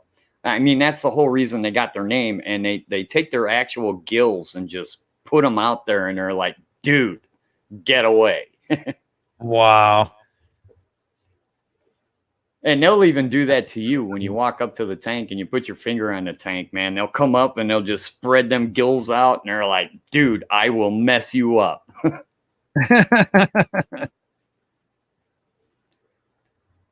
I'm going to see if I can't find something.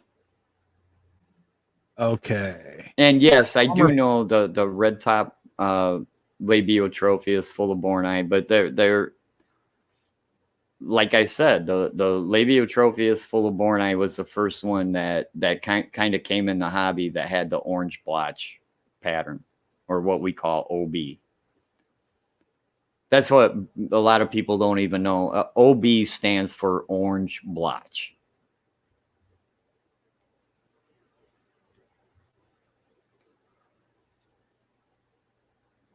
Mm-mm-mm.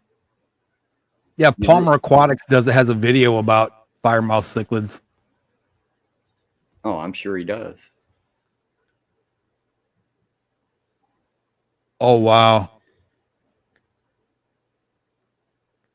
that is so cool. And then this one, this Severum, is just gorgeous. I'm looking at this Primetime Aquatics things has a little thumbnail of a Severum that is just gorgeous. He's not that god awful far away from me, and I probably brushed shoulders with him at a swap or two. I just didn't know who he was at the time. Right. So that when I finally do get to go to a swap, if I see him, man, I'm gonna make sure I shake his hand and Right. say, "Hey, man, how's it going? I really like what you're doing." And kind of the same thing I did with Lucas. When I met Lucas, Right. I was, I don't know if you want to say starstruck or whatever, but Right. it's just kind of weird. I was like, "Hey, Lucas," and I introduced myself, and we talked for a little while, and then both of us there was like this awkward silence. and I just started looking at his table, and I was like, "All right, I'll take that bag, that bag, that bag." How much? Yeah, right. And then I walked away. He seems like a pretty cool guy too. Oh, he is. He's just super, super down to earth. He is a great guy. So now I'm seeing these firemouth. Now the females don't seem quite as colorful. Yeah, they're not, and they don't do the whole flare thing either. Right. It's a male dominance type behavior. Gotcha. 9 times out of Those 10, are it's so just a neat. bluff. Right. That they flare up, and they'll come up and flare up and hope the other guy goes away. Yeah, right. I'm gonna look all big and bad, but I'm really just a teddy bear. Right. God, those are so pretty. And he's got them in a tank with parrotfish too.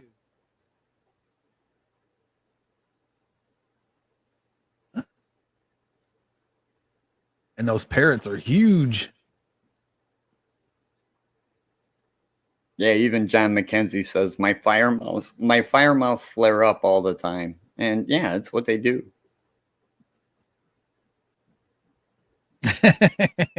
Patty.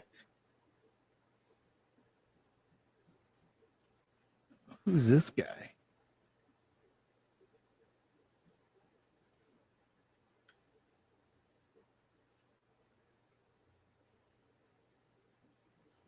But now, do these guys have like a personality, like say, like an Oscar or Flower Horn? Absolutely. They'll know that they're like any other fish. They know who feeds them.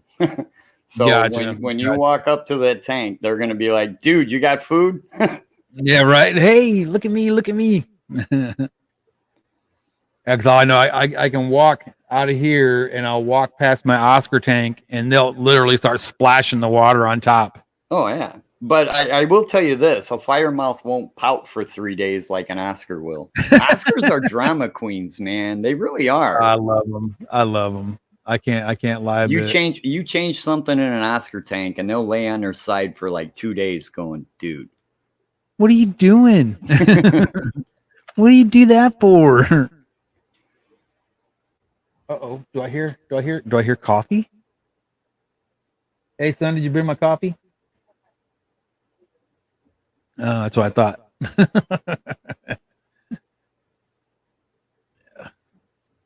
You know what other fish too I really think is cool, and I don't know the scientific name for them, but they call them a giraffe fish. Is that what they call giraffe fish? They're a green with a blue head. I'm not sure. When I think of giraffe or giraffe, I think of a catfish, but Right. I'm not sure exactly which fish you're referring to. I'll find out.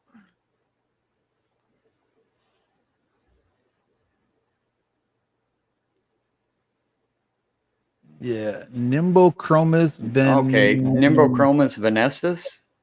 That's Yeah, it. they're the ones that look kind of camouflages with a blue head. Yes, Yeah, yes, I've spawned those. those are neat too. They're one of the bigger not embunas. They're one of the bigger Lake Malawian cichlids. Mhm. They're really pretty too. I just like those big splotches. Yeah, Those are just neat looking. when they're little, they just look like a GI Joe fish. You know, they Yeah. they just got that Yep. camouflaged look to them. And then the males will get that bright blue head and Right. Yeah, I gotta find me some of these. Oh my lord, I gotta have firemouth cichlid. I gotta have them. I gotta have them.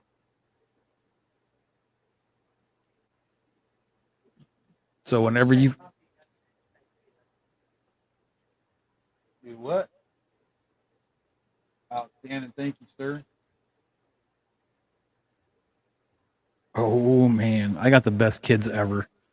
yeah, they bring you coffee. That's right. Who made it? Did they make it?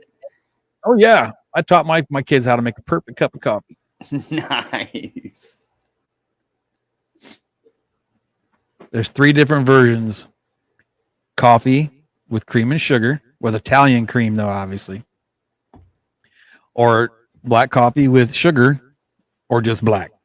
I in my younger days, I was into the flavored creamers and I'd always put a little sugar in my coffee. And when I met my wife, she was just straight black coffee, nothing in it. You know, she despised any kind of flavor whatsoever. And I just started drinking black coffee and I was like, you know what? This ain't too bad. Right? And I've been drinking black coffee ever since. Right. I know my dad was just black coffee with sugar in it, 2 teaspoons of sugar, that was it.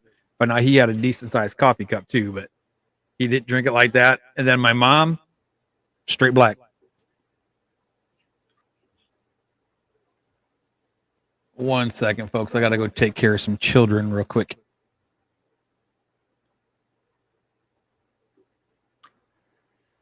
Ah, man, I wish my old computer had pictures. I could show you pictures of Nimbochromis venestus spawning and stuff like that, but they're not on this particular hard drive.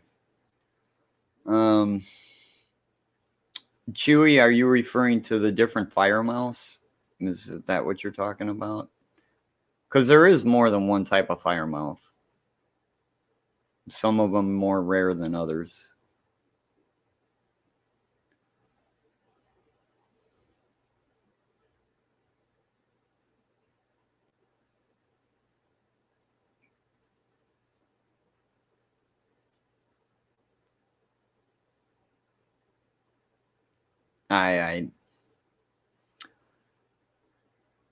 But I don't know what to say.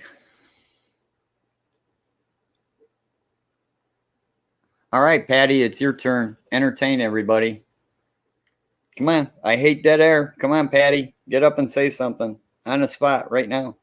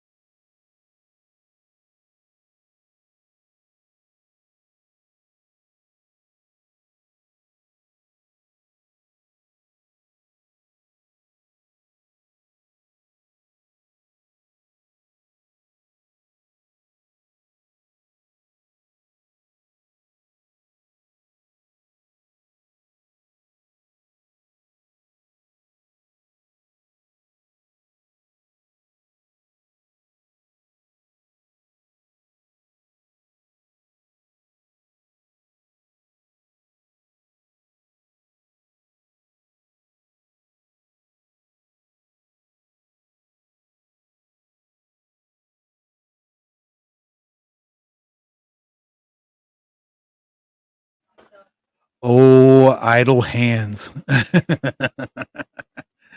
Oh, I fixed that pretty quick though.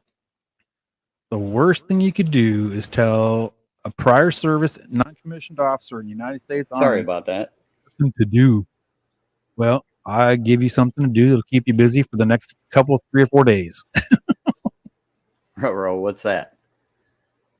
Well, see, there's a closet on the other side over there where my camera used to be at. Right next to my desk was a closet.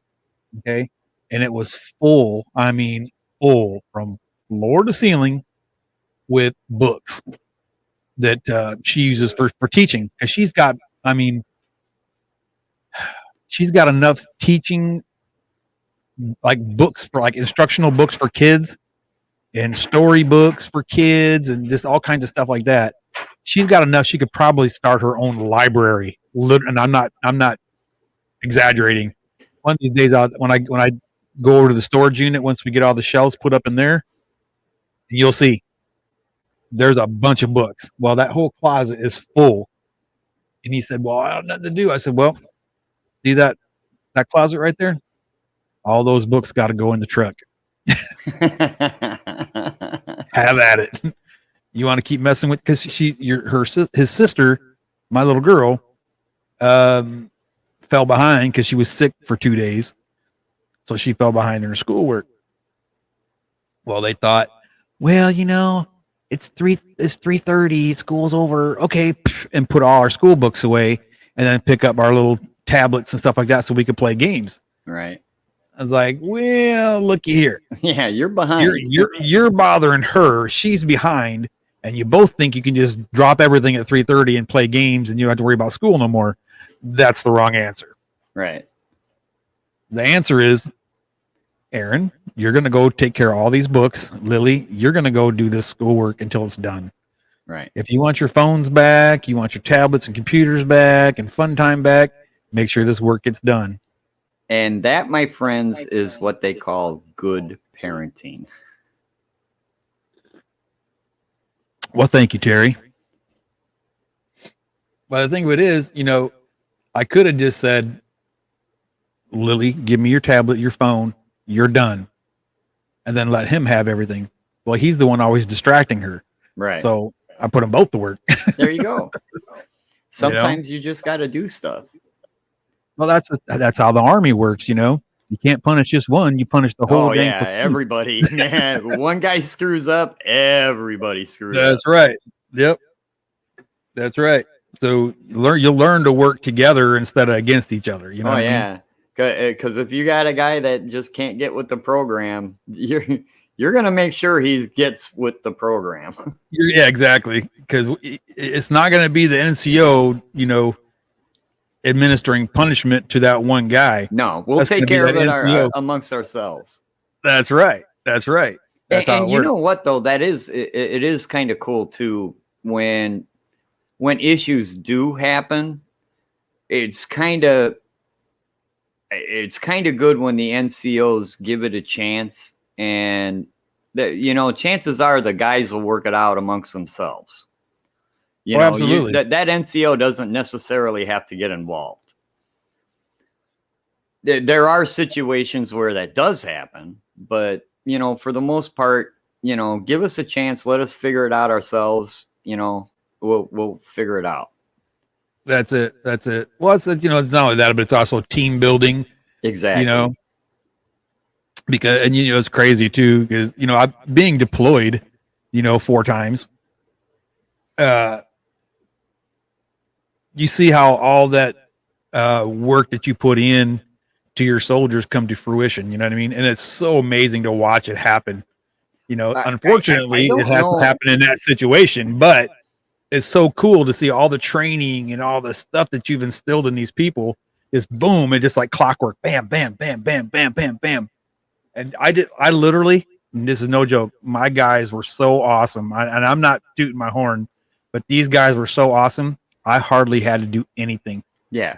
As long as people are like anybody, if I know my job and I know what I'm supposed to do and I'm in this situation, this is what I'm supposed to do. then I'm going to do it. As long as I was taught that, you know, and there's Right. some things you just can't teach. You do have to. What you were kind of getting at, you know, I hear it in the civilian world every once in a while. You know, people call each other brother or whatever. Mhm. Man, you don't know what it's like until you've been in a situation where it's I watch your back, you watch mine. That is bonding. That's You know. definitely brotherhood. Yeah. You know, I give a and I'm not crap trying to about your single out females, politics. but- I give a crap about where you're from. Your job is to watch Exactly. my back, and my job is to watch yours. And hopefully, we both get out of here still breathing. Right. Right. Well, that's like I say, you know, and I owe 110 of my success, you know, in that situation to my guys. It wasn't just it was just me teaching them, you know, but they're the ones that took everything I taught and made it work. Right. You know, so the 4 deployments we went, I was in charge of 20 guys, over $20 million worth of equipment, all 4 times, and came back. Everybody was intact. And the cool thing about it was not one of my guys came back with PTSD. Not one. Nice. Yeah. So, I mean, we all took care of each other, and it was just amazing. It was an amazing experience, and it's one that I'll never forget. I tell you that. Yeah, it is. It is what it is. And honestly, I was never in a situation where, well, I was in a couple situations where they were shooting real bullets, but generally not. And Right. but I still performed my duties in a professional manner due to NCOs that trained me properly. Right. You know, you got to be trained properly. You got to be trained to not lose your head in situations, and it's kind of nice when your NCOs kind of tell you what to expect before you get there.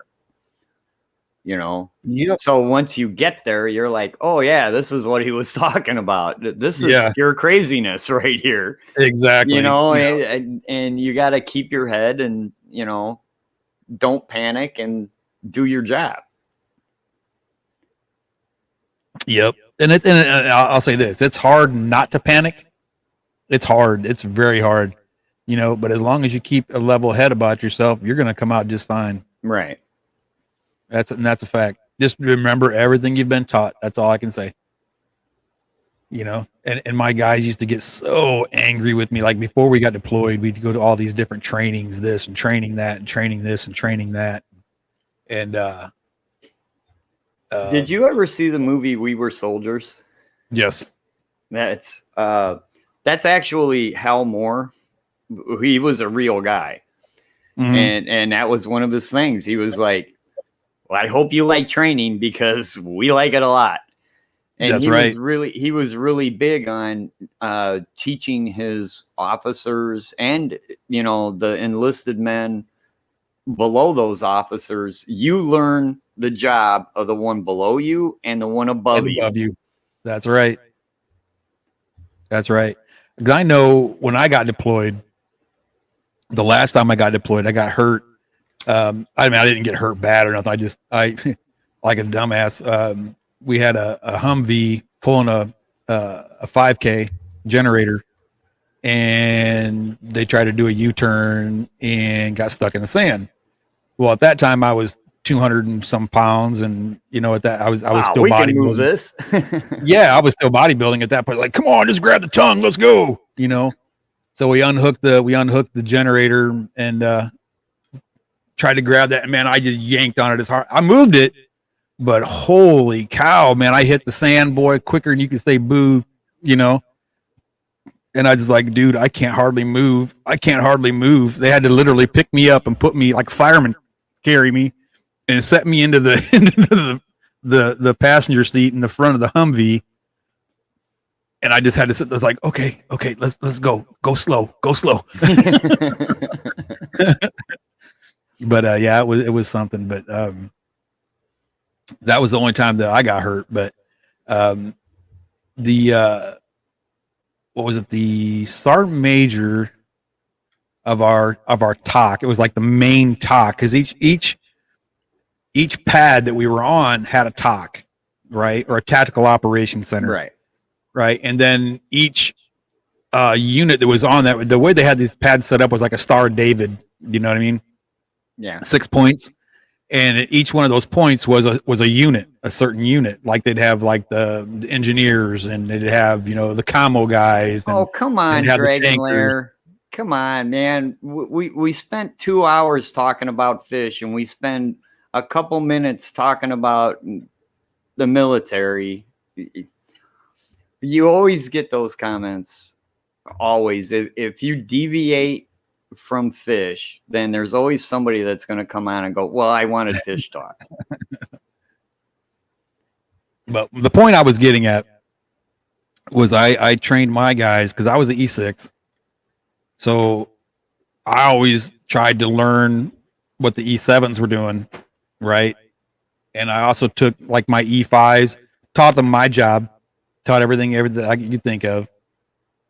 And I taught all my E4s. I taught them, 1 or 2 steps ahead, depending on, Sure. what their rank and stuff was. But, and when the sergeant major had me go run his, the main talk at the pad, I had one of my E5s step into my role, and man, it was just like butter, man. Yeah, it was so clockwork. smooth. It was great. It was great, effortless, and it was just amazing. If I ran a factory or something like that, that's exactly what I would do. Is you got to teach everybody else's job, because there might be a point where that person can't fulfill his duties for whatever reason.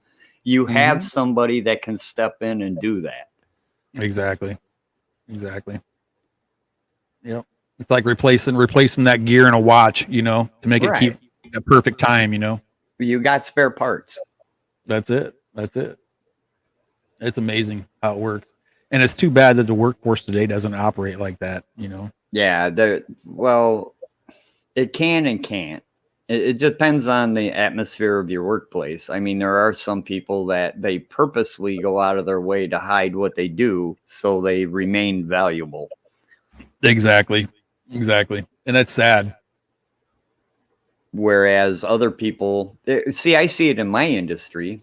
I have a fortunate position in my life because I was brought up on one set of technology, and I kept up with technology as it changed. I did too. So I can work on modern systems, but the kids that have never seen the old stuff, from back in the 70s, they have no clue what they're looking at. So, but every time I go on, let's say I go on a really old DC crane, if I got a kid with me, I'm going to show him and teach him, what we're looking at and how it functions and what we're doing, because he's got to know. I'm going to eventually retire. So there has to be people that replace me that know what in the hell they're looking at. Because this old equipment's not going to go away. They're not going to, you can't pick up, 600-ton slabs of steel with an AC modern crane. You just can't do it. Right. You got to have that old technology, DC technology to lift that much weight. And these modern kids, they've never seen all this, technology from the 70s, right. And they don't know how it works. So when you get a kid and you get him up there, you got to show him, you got to teach him what he's looking at and how it functions. And you got to take the time to do that. Now, I take it you're in the steel industry? No, I'm an electrician, but I live in an area where I have 3 steel mills, 1 major refinery, a soap factory, and a corn factory. Gotcha. all Now within. you're in Northern Illinois, right? No, I'm northern Indiana. I'm right Okay. by Chicago, right at the Okay, southern so tip of. have you ever heard of Northwestern Steel and Wire? Or No. get boxes of nails, like big white box of nails with a red label on it that says Northwestern? Maybe I just maybe not ever paid attention. You know, I just That came want from my nails. hometown. That's Oh, where yeah? I'm from.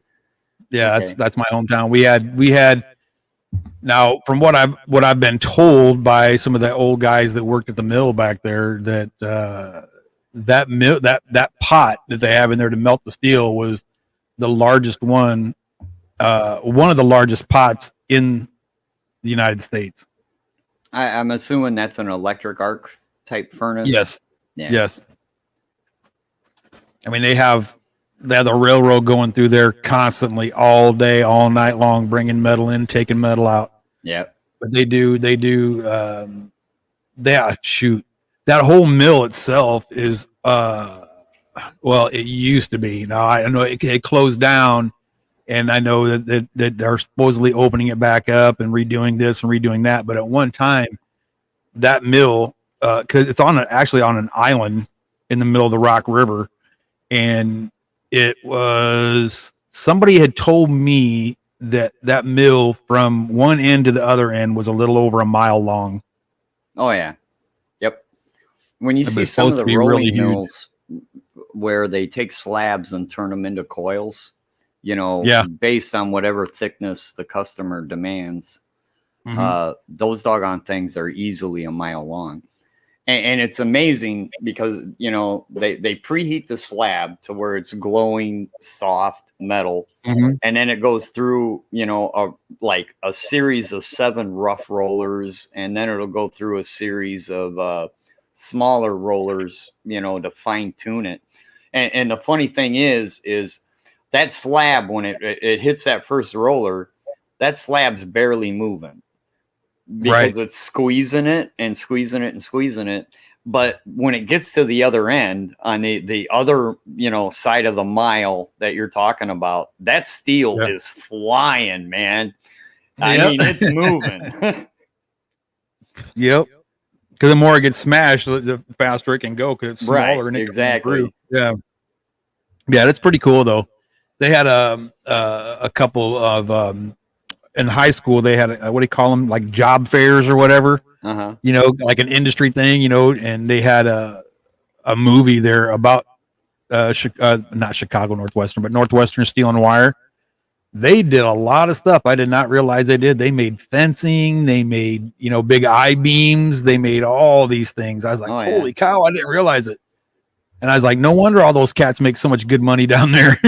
We have, where I'm at, you know what they call the Rust Belt, right? The only 2 places in America now that are surviving as far as the steel industry goes is Pennsylvania and Northwest Indiana. There's other mini mills across the United States, and that's usually, it's kind of the growing trend, is where you just make a mini mill to be specific to a customer. Right. But just the honest to God raw material, you know, making steel, you got Pennsylvania and Northwest Indiana were the last 2 remaining places in the United States where we actually do that. You know, the big blast furnaces where we actually make the slabs and take all the raw materials and turn it into steel. All the other mini mills, they're going to do like kind of what you were talking about, where they'll have an electric arc furnace and they'll bring in scrap and then just remelt the scrap and turn it into something. But the honest to God, where they're bringing in the actual iron ore and turning it into steel, there's only 2 places, and it's Pennsylvania and Northwest Indiana, where I'm at. Right on. So they even have a Facebook page I wasn't aware of. That's pretty cool. There's a lot of What are you steam looking engine at? on the railroad. It's their Facebook page. Northwestern Steel and Wire's Facebook page, okay. and they have a picture of one of the trains going underneath the bridges, and it's an old steam locomotive. Oh yeah. Wow. But yeah, that steel mill has been around for a long time. Yeah, there's a couple mills still in Ohio, but they're pretty much mini mills, aren't they? First of all, Ohio does have a lot of manufacturing, but I wasn't aware that they had an actual major steel mill. They could have, though. Well, Miss Lori, when you're doing your water changes, I have a couple that need to be done. If you want to help out, that'd be great. No? Dang. Nah, you know what? I probably misspoke. Okay. As far as the Rust Belt goes, you got Pennsylvania, Ohio, and Northwest Indiana. Okay. I'm sorry. Yes, I did misspeak. I am fairly certain Youngstown. Isn't Youngstown in Ohio? That's Youngstown Steel. At least I think so anyway. Pretty sure it does. But isn't there isn't the north, I want to say it's the northeast corner. They're all on Lake Erie, right along the shore of Lake Erie. There's some mills and stuff like that. I just don't know how big they are. I'm not for sure. I know my sister, my biological sister, works up there at what do you call them? Propane. Like she's a welder. Okay, my sister is. She's a welder, and That's awesome. Does what they call them, propane tanks. I think it's for a company called Worthington's or something like that. I tried to do that, dude, with my daughter. My daughter was like, she decided she didn't want to go to college, and I said, well, then if you're not going to go to college, you need a skill. Right. And she was like, well, what kind of skill should I have? And I was like, if I were you, I'd learn how to weld. And of course, she's just girly. Oh, sticking pieces of metal together with fire just didn't fit in her wheelhouse. But I'm telling you what, if you got kids, you either get them into healthcare, a lawyer, or teach them how to weld. Well, I tell you what, if you can weld, you'll always have work. Always have work. You'll always have a job. There's no doubt in my mind about that. Even my dad, because my dad was a fabricator. That's what he did. He was a welder. And man, I'm here to tell you, he always had work. Even on the weekends, we'd be at home. There'd be somebody calling up my dad. Hey, hey, Jack, can you come on over and build me this? I'm an electrician, and I get that. Hey, my boat trailer's jacked up, man. Can you come? Yeah. If you have a welder, if you have your own welder and you know how to use it, you will always have side work everywhere. Every day. If you're lucky, it'll be every day. Right. I know, like a lot of the farmers, when they would have, what do you call them? When the milk houses, the cattle will come in. They have the gate that shuts behind them. Then they walk into their little stalls, and another gate shuts behind them there. And they stick their head through, and then that thing comes around, and it's got the feed bag in the front. And my dad, I don't know how many of those that my dad had welded up all the tubing for them things, man. Yep. That's it's one of those that hydraulics pay for itself. If you know how to use it, buy a welder, and I guarantee you it will pay for itself. In a heartbeat. All you got to do is let people know, hey, I got my own welder. Yeah, and next thing you know. Then the phone calls start. That's right. One buddy tells another buddy that tells another buddy, hey, I know this guy that's got a welder. And I would love to learn how to do MIG and TIG. That's what I would love to learn how to do. I hear it's not that hard, but it's not. I've fiddled around with it a little bit, but in my industry, I don't need it. In my industry, heavy industrial, I'm using 2x2 angle iron, usually somewhere around at least 3/8 thick. I stick weld everything. You're stick welding that stuff. Yeah. Making the nice little groove, putting the filler in there, and then you cap it off. Or you're just C-clamping it and running. Usually there you hanging go. upside down by your toenails. Right. Now I did working in the oil field. We did a lot of pipes, a lot of like pipe fitting, like that. And man, I tell you what, those guys really know their stuff really good. I learned a lot. Pipe fitters know how to weld. I learned, because all that stuff's got under pressure. Yeah, they ain't playing. Yeah, I mean that's like 3-inch tubing on up. You know what I mean? And it's all X-rayed. If you do it wrong, see, that's the worst thing ever. Okay, you're gonna spend say 8 hours going around this 10-inch pipe, and then they bring somebody in with an X-ray machine to make sure you did it right. Yep. And if you did it wrong, and you got to cut that weld out of there, I guarantee you're not gonna have a job. Exactly. You might as well just pack your tools up and go home. Yep. I've seen it happen. We were what do you call it? I can't remember. They were big tanks that had diesel fuel in them. We had one that had like the ag gas in it, and the other one had the regular diesel. And I can't even remember how many gallons they were. They were tall. I mean, when I would go on top of this thing, I'd look down, and people looked really small. I'll just say that. Right. But I seen a couple of guys get axed from that because they were running, because what we did is these big silos were filled with fuel, and they'd run into all these different valves, and they had like pumps. There was 2 pump stations right there. They had one that was to download diesel into these things, and then there's another one to take fuel out of those things. So it was pretty cool. But I saw some of those guys come in there thinking they were just the bomb diggity, and they walk out of there with their tail between their legs. Right, because they X-rayed their welds, and they like, found out no, dude, legs. You can't weld. What the hell are you doing here? Yeah. But the moral of the story is, boys and girls, that if you are young, that is a skill that will make you a ton of money throughout your life. Learn how to weld. That's right. Because robots can only weld so much. That's right. That's absolutely right. And the robot can only just follow that program.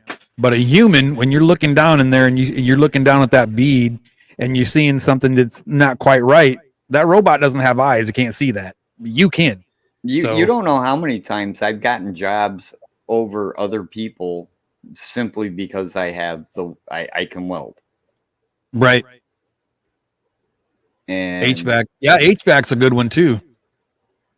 Yeah, it's definitely a good one.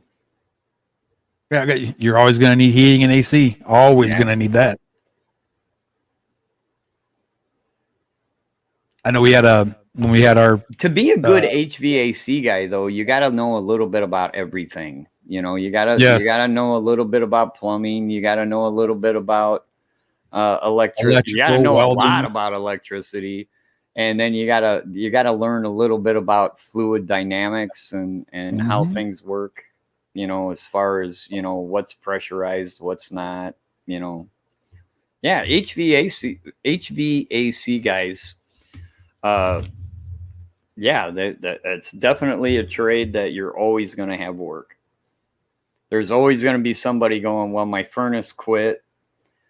And 9 times out of 10, it's just going to be a simple mechanical problem. This particular fan motor failed or something like that, or this relay quit working, but you got to be able to diagnose that. And it's definitely a trade that's worth getting into.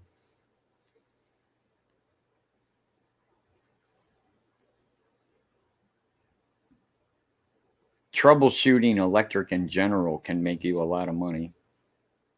being able to say, well, how come this doesn't work? And you can say, well, this particular relay's not working anymore. I mean, nine times out of 10, most of your appliances, if you're a good HVAC guy, you can probably diagnose most appliances as well.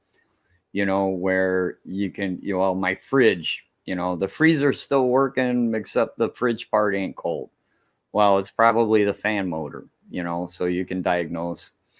Or, there's a relay on the compressor, and you can check the relay to make sure it's functioning properly.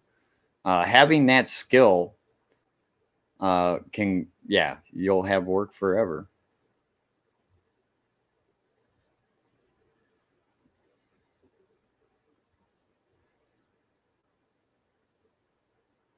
And there's always that, Stephen. I 100% agree. I'm actually looking for a guy to build me a computer now. I'm waiting till a couple other things in my personal life settle down. But once that happens, then yeah, I'm going to have somebody custom build me a computer.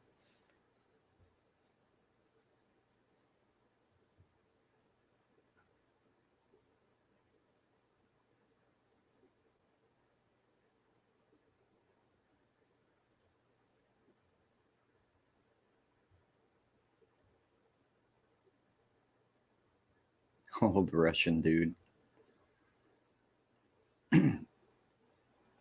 Yeah, learning to diagnose issues with common problems, whether it's a computer and or a washing machine or a refrigerator, being able to diagnose those problems is a skill that will make you money.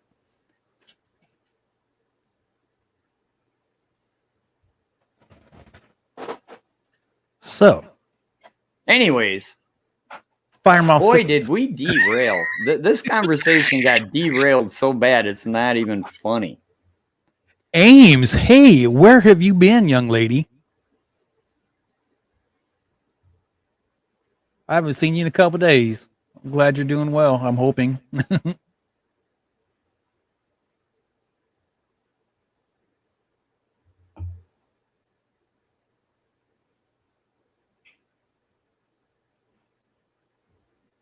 I could probably put one together, but I would just be doing it. I don't know what parts and pieces to buy. I mean, when it comes to building a computer, it's all plug and play. You buy the housing, you buy the motherboard, you buy the processors, you buy the cards. It's all plug and play. It's just I'm not smart enough to know which ones to buy. Right. That's my issue. That's why I gotta have a guy come. Look, I just want the best. Right. I don't know what the best is. I want it to be super fast with lots of memory, and I want to be able to play one hell of a video card. Yeah, I want it to have a bunch of really cool games, and I want it to store everything I have.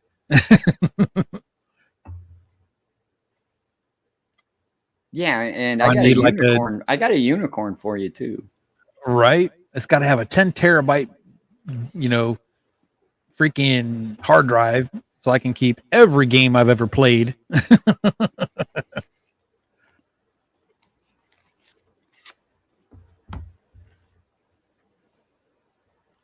But yeah, it's not that I couldn't build. I could build a computer myself, but like I said, I wouldn't know what parts to put in it, That's it. That's my problem. And a lot of it's got to do with it, building it for the future. There are some boards where you buy where you're kind of limited with the now technology, and there's other boards you can buy that are already prepped for the next coming thing. It's God, I just don't know. I don't know enough about electronics to be the person to say this motherboard is better than this motherboard. I don't know. They're both motherboards,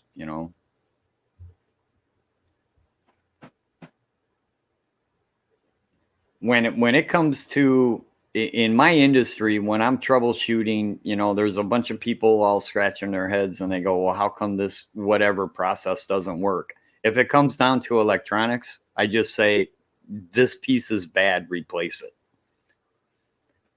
You know, I don't even know what it is, what it does, all of its individual components are. I have no clue. All I know is this is the problem. Right. That's what I used to do when I used to work for a company in San Antonio called Hess Fitness, and I would go to like Gold's Gym or Anytime Fitness or something like that when they would have a machine that was down. Like, well, how come this isn't working? So I just walk in there with my multimeter and a bag of tools and okay, this is what's wrong with it. This is how much it's going to cost you. And it was usually something like a motherboard was bad or something like that. But that's basically all I ever did too. Is like, this is where it's bad. This is your problem. Replace this part. It will work and it will make you money. I have a story. And it was one of the most embarrassing things that has ever happened in my career. I was in a factory that makes railroad springs for train cars. So basically, all they do is heat up metal rods and run them around a mandrel and, cool them back off. And then there is some little bit of science on how they temper it and, so they don't shatter, so it turns them into springs. But the issue was right at the mandrel where they take the heated rods and run them around a mandrel to turn them into a basic spring. And the machine wasn't recognizing when the piece of metal was at the start of the mandrel, and it was a proximity switch. Okay. So the proximity switch wasn't picking up the metal, which a proximity switch is basically a magnet. Just think of it as a magnet. And when a piece of metal gets by, it moves the magnet and it makes contact and just. So they're not like the light type ones where it breaks a beam. Right. It was just a proximity switch. And I knew I had to change out the proximity switch. But while I was doing it, I didn't want a hot metal rod coming at me. So there's a disconnect above my right shoulder that shuts the whole machine down. So I shut the whole machine down because I don't want a hot metal rod coming at my hand while I'm replacing a proximity switch. Like a giant nail. Right. Yeah, exactly. A 6 foot long by 1 inch round nail coming at you, glowing hot. Hot, dude. Great. And so I shut the whole machine down and I replaced the proximity switch and I turned the machine back on and nothing would work. The whole entire process shut down. Oh no. Nothing freaking worked. And I'm like, oh my God. You broke it. I'm fairly good at new technology, right? So I break out the laptop and I'm with the head technician of the plant, or the head electrician of the plant. And we got the laptop plugged in and we're looking at the part of the program that I messed with. We're not looking at any other part of the program. We're just looking at the part that I messed with and trying to figure out why nothing is working. And nothing made sense. Nothing at all made sense on why this whole thing won't work. It should at least send the bar. The mandrel might not spin, but it should at least send the bar. And it won't do anything. And finally, we had to call the programmer, the guy that did everything, and he comes down. That son of a gun put a timer because you have apart from the area where I was working are these furnaces where they heat the rods up, so because they got to get hot enough to where you can bend them and do everything. Sure. There was a 1 hour timer. The very first line of the program was a 1 hour timer. So when the furnaces got turned on, it took an hour to cook those rods to get them warm enough before everything else turned on. And I was like, are you freaking kidding me? So as soon as when I shut that disconnect off, it reset that timer. So when I turned it back on, that timer started counting, and it would be an hour before it would turn everything else on. I was like, oh my God, you gotta be kidding me. And how dumb did you feel again? Oh God, man, I felt so stupid that. But then again, why would you even do that? I mean, you can put a thermocouple in the furnace to say, hey man, these things are hot enough to go. Turn everything on. No, you got to put a freaking timer in. So every time somebody shuts that off, it's an hour before you can start running, springs again. Well, yeah, that's that way they can get a lunch break, God, I was so incredibly pissed off. Very first line of the program. Oh, as soon as you turn it on, you got to wait an hour. Really? Right. Uh-oh. Phone's going off. What?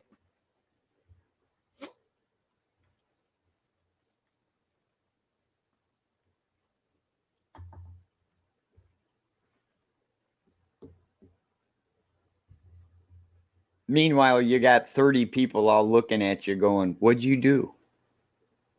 And I'm like, that's always a good feeling. I fixed it. I think. It ain't my fault it don't work. Yeah, right.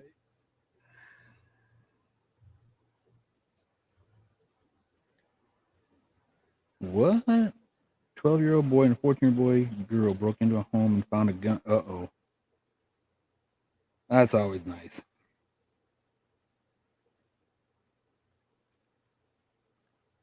Man, I swear to God, I think I'm seriously contemplating on uninstalling a lot of these news apps I got on my phone because all I see is bad news all the time. I hear you.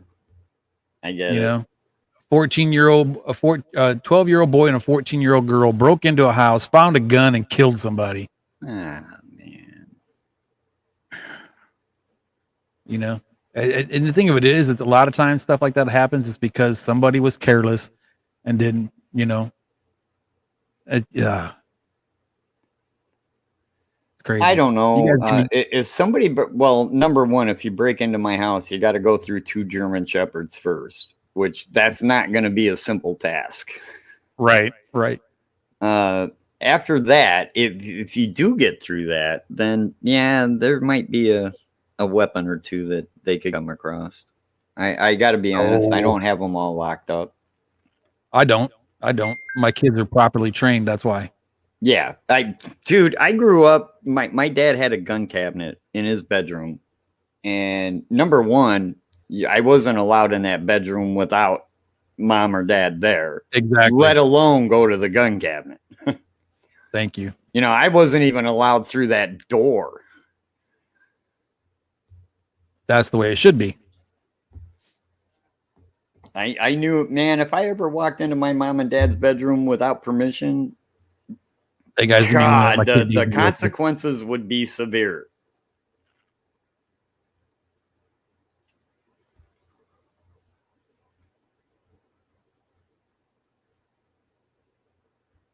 Yeah, I agree with that, Deborah. I mean, yeah, if somebody broke into my house, I mean, there's a possibility that they could come across a firearm.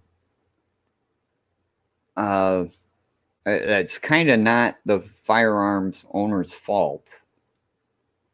I mean, a criminal was doing a criminal act and got a weapon illegally, and then they did something bad with it. That's not the firearm owner's fault, in my opinion.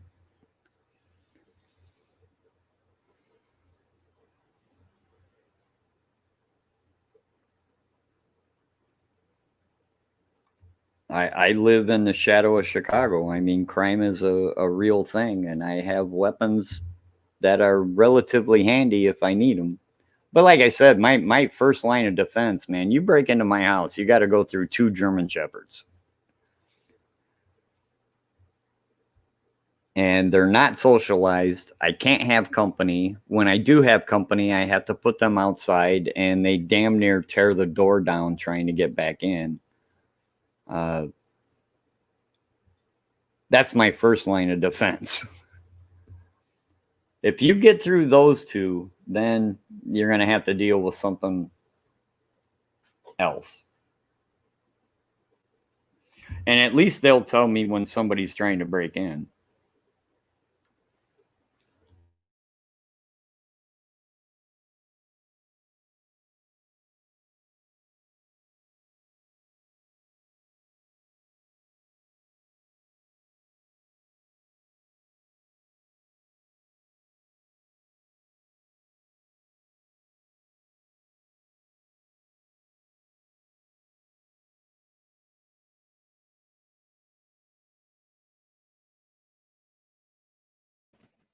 Texture and also flavors. Hi. For some reason, on my StreamYard, Cherry is muted. Taking risks, traveling the world a lot over the past 5 years. I want 20. I hear echo. Crazy adventures that I always go on. My parents have been an absolute rock for me, so I would love to be able to share these experiences with them. I hear somebody's TV or something. Yeah, what's going on? Oh, I'm sorry. I'm really out of it. There we go. Hi. Thank you. How are you? Tired. Tired? Paratilapia. You've been sleeping I for the last have a few days. paratilapia. No, I just haven't been sleeping at night. Oh, your schedule's Like- all messed up. Yeah. Well, it's correct for me, but wrong for everybody else. Oh, I get it. I get it. What S is saying, because I got the 2 German Shepherds. So if you're gonna break into my house, you got to go through 2 German Shepherds. Then the Paratilapia Polini's gonna give them shit, and then the last up will be my cats. Yeah, right. That's my cats. You're doing good. Yeah, I know. Gunner's like that too, boy. He gets an attitude. Ah, I honest to God, man, my one female German Shepherd, I feel sorry for anybody breaking into my house. Because I think if guarantee somebody you, broke you're into my no more house- than gonna open the door and there's gonna be a huge mouth with a whole crap load of teeth just grabbing a hold of you and not letting go. Right? my You got my neighbor. 15-pound dog would jump on you and then try to lick you to death. No, mine got my neighbor Oh, because we share a common driveway. Yeah. And he got too close to my fence, and the fence is only about 4.5, maybe 5 foot tall. She Yeah. jumped up and got a hold of his shoulder. oh no. Oh yeah. Thankfully he didn't sue me. So that section, that little section where we share kind of common property, I put up a 6-foot privacy fence of wood where the dog can't get anybody. She'll bite. Her entire philosophy in life is, I'm going to eat you first and ask questions later. I can't have company over unless she's put, outside or down here or something. Because, yeah, she'll just eat you. Well, I had a pit bull when I lived in South Carolina that was like that. He loved everybody. But if I wasn't out there with him, I would really think twice about stepping on my grass. Yeah. And it was crazy too, because I never trained him to be that way or anything. Well, it's my but he fault. He First knew of his all, boundaries, Yeah, we all know German Shepherds are, they were German Shepherds are German Shepherds, and they obviously had military uses, and I did not socialize my one Yeah. German Shepherd. I did not socialize her at all. She didn't, when she was a puppy, she didn't meet new people. She didn't know anybody. The only thing that dog knows is me and my wife. That's it. Right. Everybody else guys- is stranger danger, and the hair stands up on her back, and yeah, you just don't want to mess with her. Did you guys see my attack cat? Yeah, it's brutal. That scared me from here. Yeah, I just have to say she's so much healthier now. So glad. What was wrong? She has pancreatitis, and then they did some expensive blood tests and found she had no B12. Oh, geez. So I started giving her B12 shots. Thank God I'm a vet tech, and or trained as a vet tech, and she's doing so much better. She's out and active, and she played last night. She wants attention.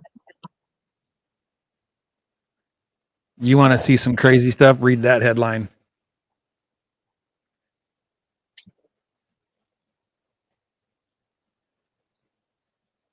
Whoops. Oh my God. An AK-47. A 12-year-old with an AK-47 and a 14-year-old girl with a shotgun in a firefight with police for 30 minutes before the teens are shot. Can you 12 years imagine that? old. Do you guys remember when And you they're were foster 12? kids. They're foster kids. I'm so sorry. And they broke into a house and got these weapons. I wonder if they knew that they were there or they were just frightened. I don't know. Terry, what is that fish in the That middle? is Paralibidiochromis. And what is that? Lake Victorian cichlid with an orange blotch. My God, that's gorgeous. It's Paralibidiochromis species OB black. Are That's cichlids his hard official to name. keep? Because there's these cichlids people, and then there's other, like, I know you have other tanks, and I know other people have other tanks, but there are cichlid people. And I don't know why. What's the difference between other freshwaters? Number one, I'm not exactly sure of the question because the Are cichlid cichlids family, hard to keep? well, number one, you're talking about the third largest family of fishes. Oh. There are so many different kinds of cichlids that there's a cichlid for somebody. Angelfish are cichlids. Discus are cichlids. Oh. Yeah. There's a cichlid for somebody. There's what, 3,000 different species of cichlids?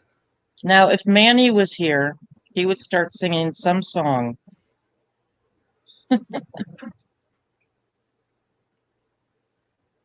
There are so many different kinds of cichlids. There's a cichlid for everybody. These particular ones are African Rift Lake cichlids that come from Lake Victoria, and they tend to have a little bit of an attitude. But yeah, they're extremely pretty fish, so that's why we keep them. Right on. 20 minutes to go, folks. Uh-oh, then what happens? I got to get to work.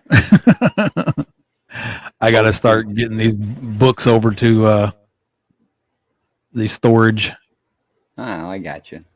Yeah, it's all part of me moving the fish room over here, though. So that's cool. It's just like I said, with having one bum leg and a bum shoulder is kind of difficult. So it just takes a little longer. That's all. But I'm hoping if everything turns out right and everything in the moon, the sun, and the stars align just right, oh, you know, that's a song. And we need Mr. Manifesto. You just did the lyrics of a song. Yeah, but where is he? And we all shine on. What I want to do is I want to put my big rack across this back wall right here, the big red rack right here. Ouch! There's that corner of the desk. Ooh, boy, that's a lot of work, man. And then moving that whole rack. Yeah, which means you got to take all those tanks down. That's a lot of work. Yeah. I've So gone it'll be. sideways. So are And you you're bummed out? geeking out about getting Yeah. more fish, and you got to take that rack down and move it. You don't need to Yeah. be buying fish right now. Oh no. Once it happens, it's gonna go boom, boom, boom, boom, boom like that. Oh, I It'll be got done you. in a day. Oh, it'll be done in a day. Promise you that. Once it gets started, it'll be done in a day. I just got to move things around so I can make it happen. You know what I mean? Right. Exactly. That's the killer. But yeah, once everything gets moved, everything gets, all the books get put where they're gonna go, and all that pile of junk that's on the floor right there gets tossed in the trash because I got old speaker stuff, and I don't even know why I kept it. Yeah, there's Like a a little corner bit of more. my fish room that's got miscellaneous pieces of lumber still laying around. It's got sawdust on the floor, all my power tools laying on a table saw. Yep, exactly. So once I get all that out of here, I can start. And the cool thing about it is where the tanks are now is right by the door. So I just put my sieve in there, or my siphon, and run it right out the door, spark it up, and let it go. Yeah. Nice.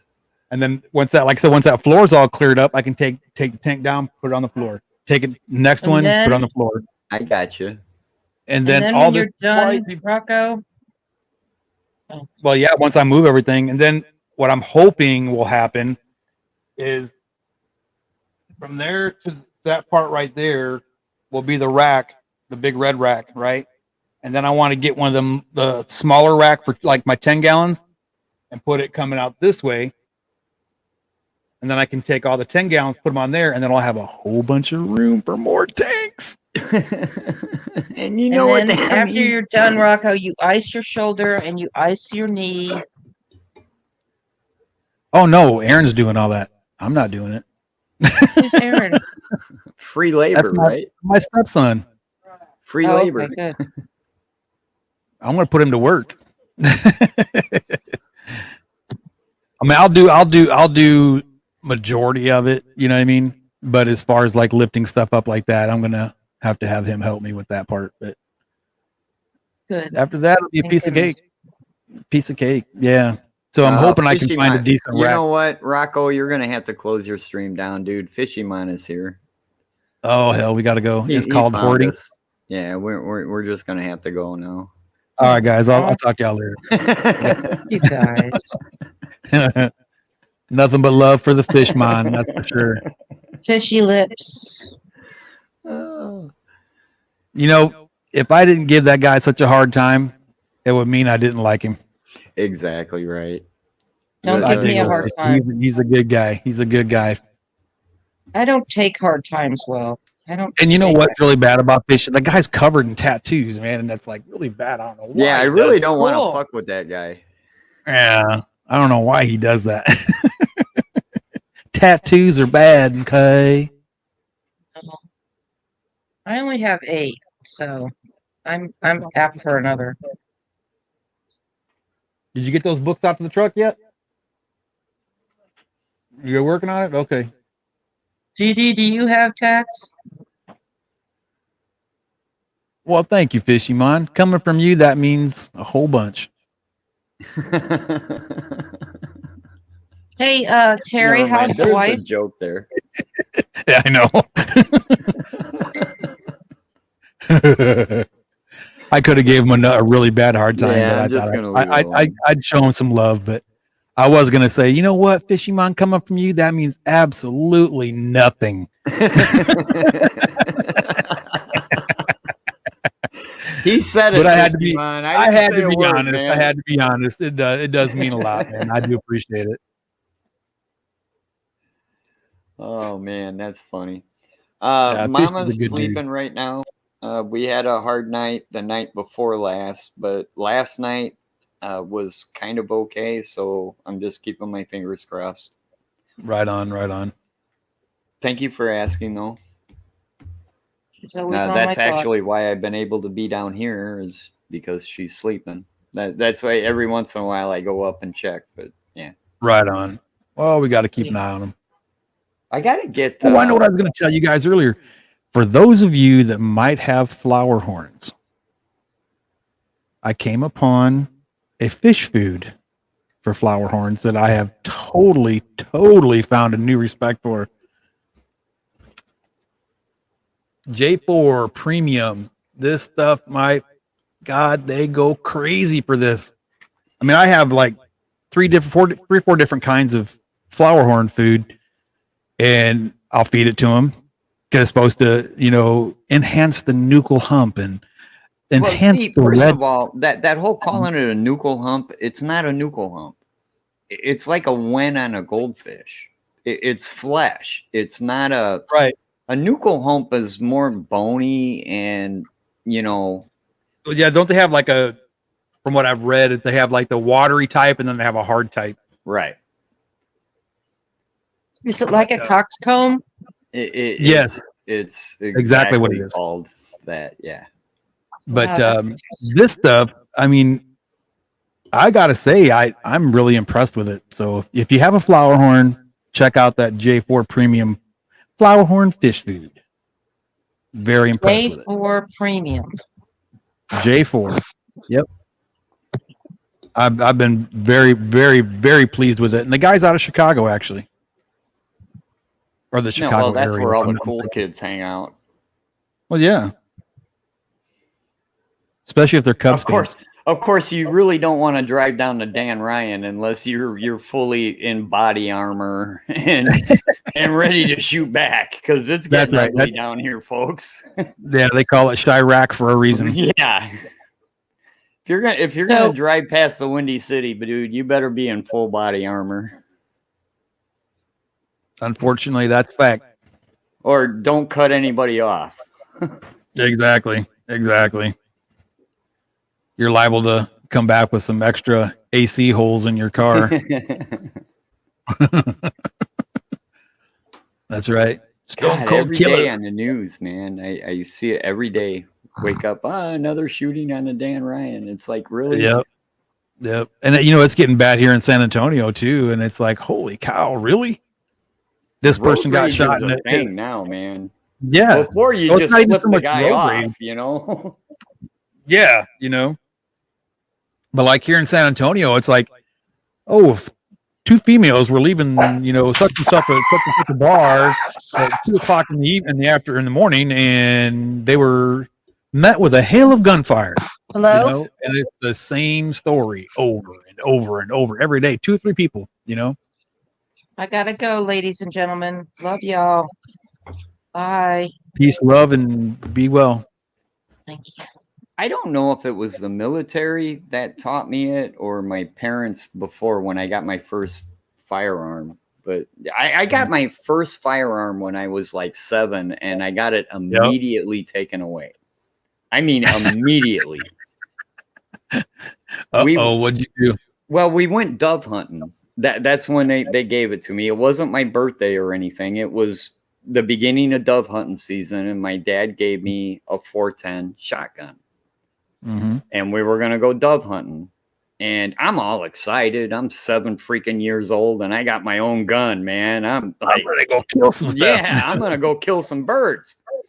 And as I was taking, it was in a soft case. So, you got to slide it out of the soft case. And this was all the guns were in the pickup truck. And as I was sliding it out of the case, I grabbed it. And when I turned, my grandfather was there as well. And when I turned, the barrel of the weapon or, shotgun went across my grandfather's path. And my dad took it away out of my hands and put it back in the case, put it back in the truck, and said, "You ever do that again, you will never have another gun in your entire life." And he took it away for like 4 months.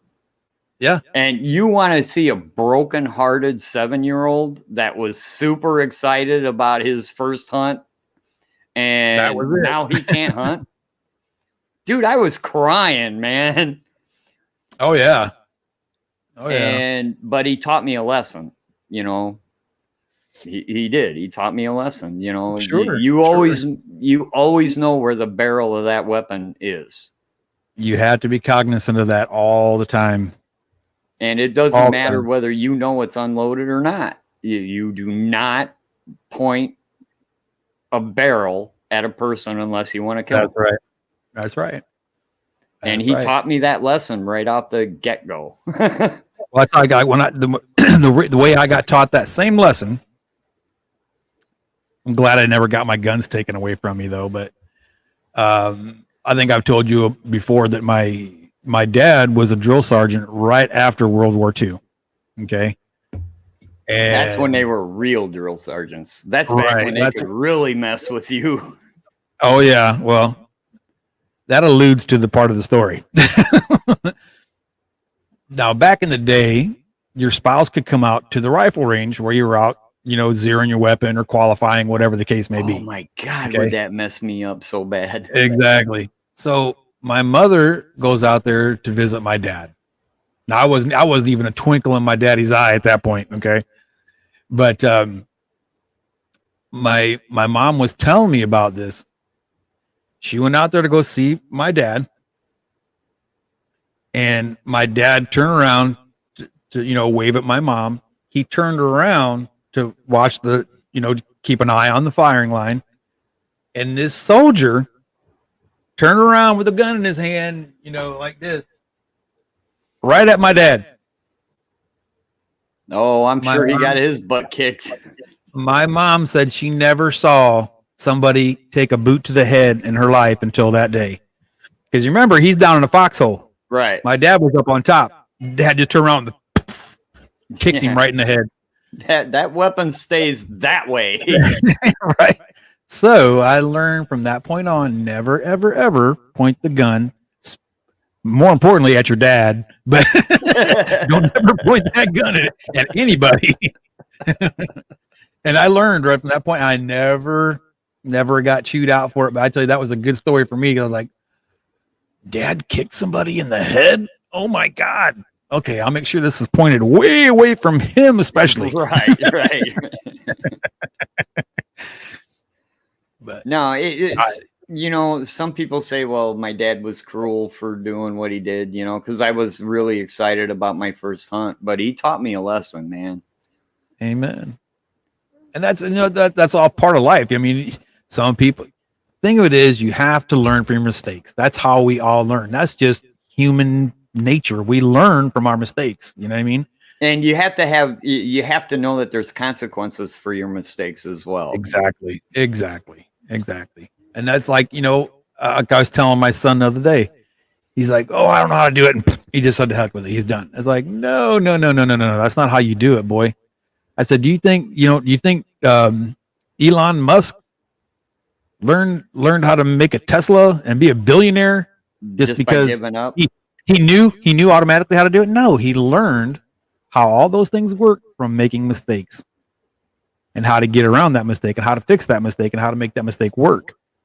How to make those the things that he was trying to do work we and not make that mistake again. We can take this to the fish keeping hobby. Trust exactly. me, Same. I made a crap ton of mistakes in this hobby. And if you haven't, you're a liar. Yeah. Man, I have made so many mistakes and I done things absolutely wrong. And that's when I learned, oh, well, maybe this isn't the best way to do this. Right. But that's just how we learn, In order for someone to be really good at what they're doing, two things have to happen. They have to, one, get as much knowledge as you can to make the least amount of mistakes. And those mistakes that you do make, you need to learn from that as well. That's how it's done. Well, you have to have a passion for it too. You have to have the desire to pursue it further. Even when you do mess up, you have to have the passion to pursue it further. Right. And say, well, okay, I screwed this up. Now what? What's the next step? Well, see, that's like me. For me, I don't like it when somebody tells me, oh, that can't be done. Or that's not going to work. In and this I was hobby, like, oh, really? Watch this. Yeah, in this hobby, that's not, you cannot talk in hard terms like that. There are no yes or no's.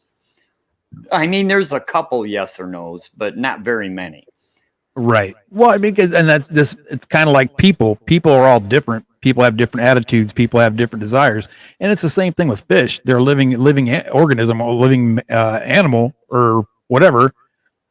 And they're all different. You know, it's just like, Right. like you said, Oscars, drama queens, you know what I mean? They are too. You know, but they all have their own personality, you know, Right. and every fish out there has their own. So some people say, oh, you can't put this fish with that fish. Well, hey, wait a minute. I did it, you know? So there's always that one exception. It can be done. Exactly.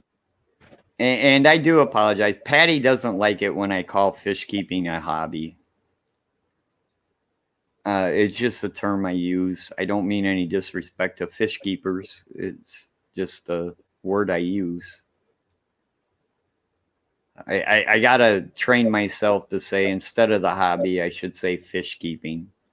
But Same. yeah. Oh, there's the Dell. Right when we're getting ready to dip out of here, too. Poor thing. I'll take over for you. Right on, brother. Right on. She can hang out. Yeah, because I got to get this stuff done. You got some books to move, man. Oh man, I got a lot of books to move. And the thing of it is, you know, you would say, oh, it's just a closet, right? Oh, you can put a lot of stuff in a closet. Trust me. It's a big, wide closet, man.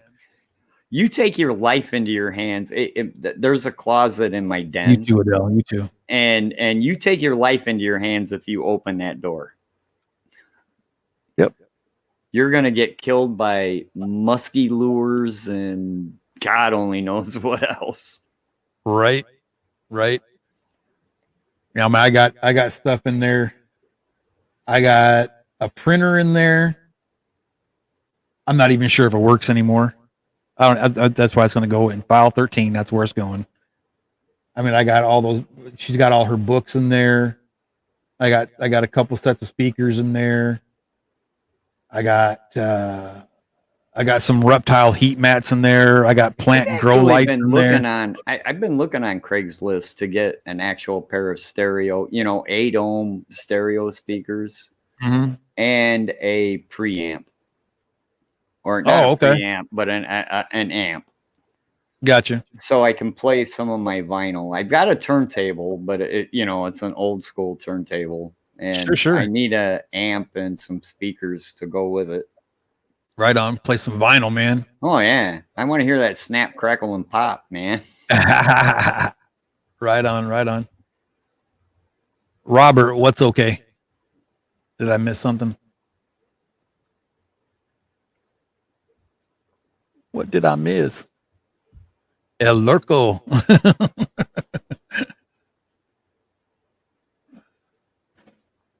Yeah, Bruiser. You know what? I've always been that way as a kid, you know. When I was a kid, I hated schoolwork just like any other young boy does.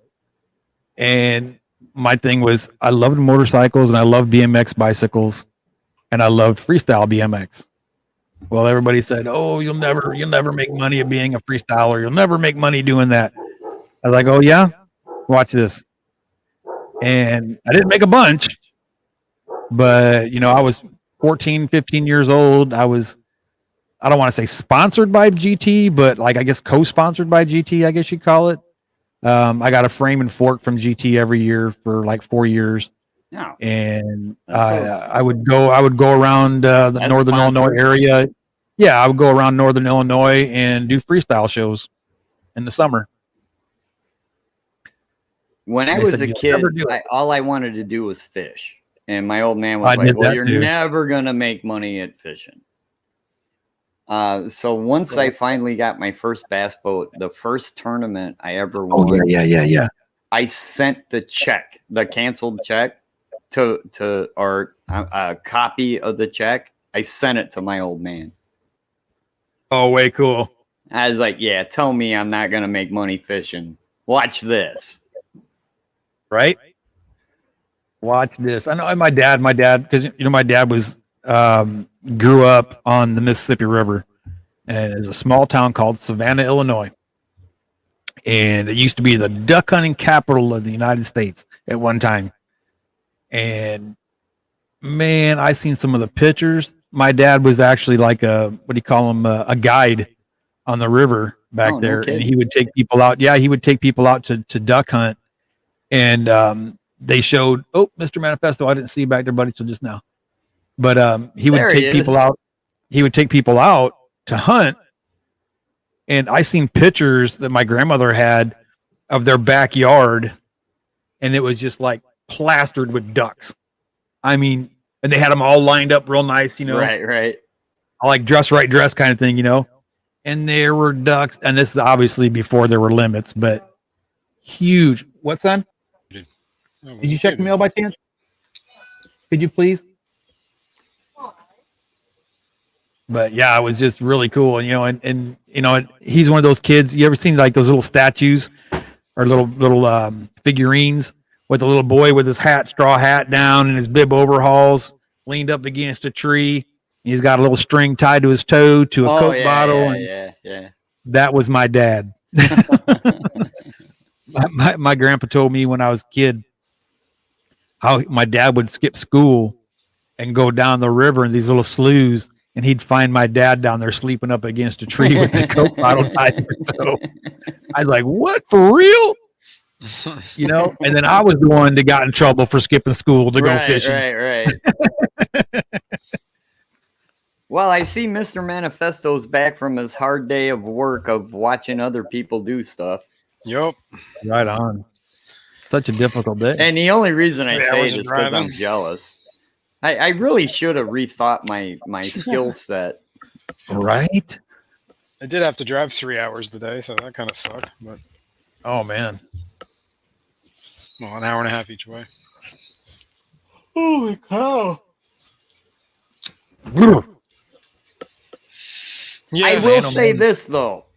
I did watch Mr. Manifesto do that to his tank, where he put those rocks damn near individually. one by Yes, one. he did. I Yes, he tell you did. what though, it looks fantastic. That does look pretty. That's what happens when you take the time to place each stone individually. Yeah, I ain't got time for that, man. I might put each handful in individually, but not pebble by pebble. But it does look beautiful. I didn't do it. I love that stone in the background too. That's really sweet. Yeah, thanks. It's just different lava rocks.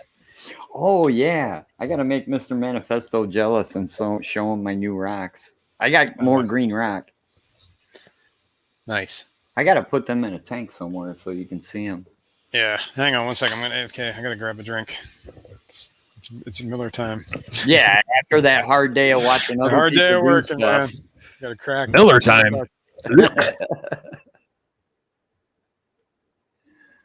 Oh man, I kid him, but I'm only jealous. Right. I wish I would have thought of that. Right. Well, when I he could gets have back, I guess could we'll have a get back to job it. where I just inspect what other people do. I want a job like that. Yeah, exactly. Well, I mean, If I they would love have to get told my me in hands high dirty. school I could have a job like that, I would have been all over it. Right. Well, the thing is, I love to get my hands dirty, and I love to work. You know what I mean? I literally love to be at work doing things, but Back. with my shoulder and my leg, kind of limits me. So at least I could be out there still, kind of in the mix, but I won't be able to do it very well. Harry, What? Hey, Chewy. did I hear you correct saying that you bred the Texas cichlid? Yes, I bred Texas cichlid. Would you happen to have a picture? Not on this computer Right, yes. available, no. Someone's It's on a got- hard drive bummer. somewhere. Man, I bred the Texas cichlid really early on in my career when I started the BAP breeding program. You know, it's And- kind of misnamed, right? What? It is not the Rio Grande perch that we keep in the hobby. We keep a species out of Mexico. Well, yeah. I'm talking about just what we call the normal Texas I cichlid that know. you can buy at a pet shop. How stupid is that? It's actually from Mexico. Its actual name is the pearl scale cichlid. Yeah. Well, I've never heard it called that, but Yes, yes. I've done research on the whole group. I'm sure you have. It's actually interesting because we call every crebensis, you know? I 100% agree with you, and I know where you're coming from. call it Yes. But you know, Yeah. for all practical purposes, it was the Texas cichlid. Yes, I know. The actual Texas cichlid gets farmed and raised in lakes in Texas. The government has been spreading that fish around Texas for years from its original locality. Did some sort of plot. Yeah, it's track a us all with government Texas plot cichlids. to take over. The Rio Grande is the only area where it originated from, and then it's been introduced to like 5 other rivers and several lakes. This is where you start getting into collection points and Exactly. stuff. The species is a species. It's where it gets collected from. Yes. Species. So how The actual species that we keep as a Texas cichlid, it has got a totally different name.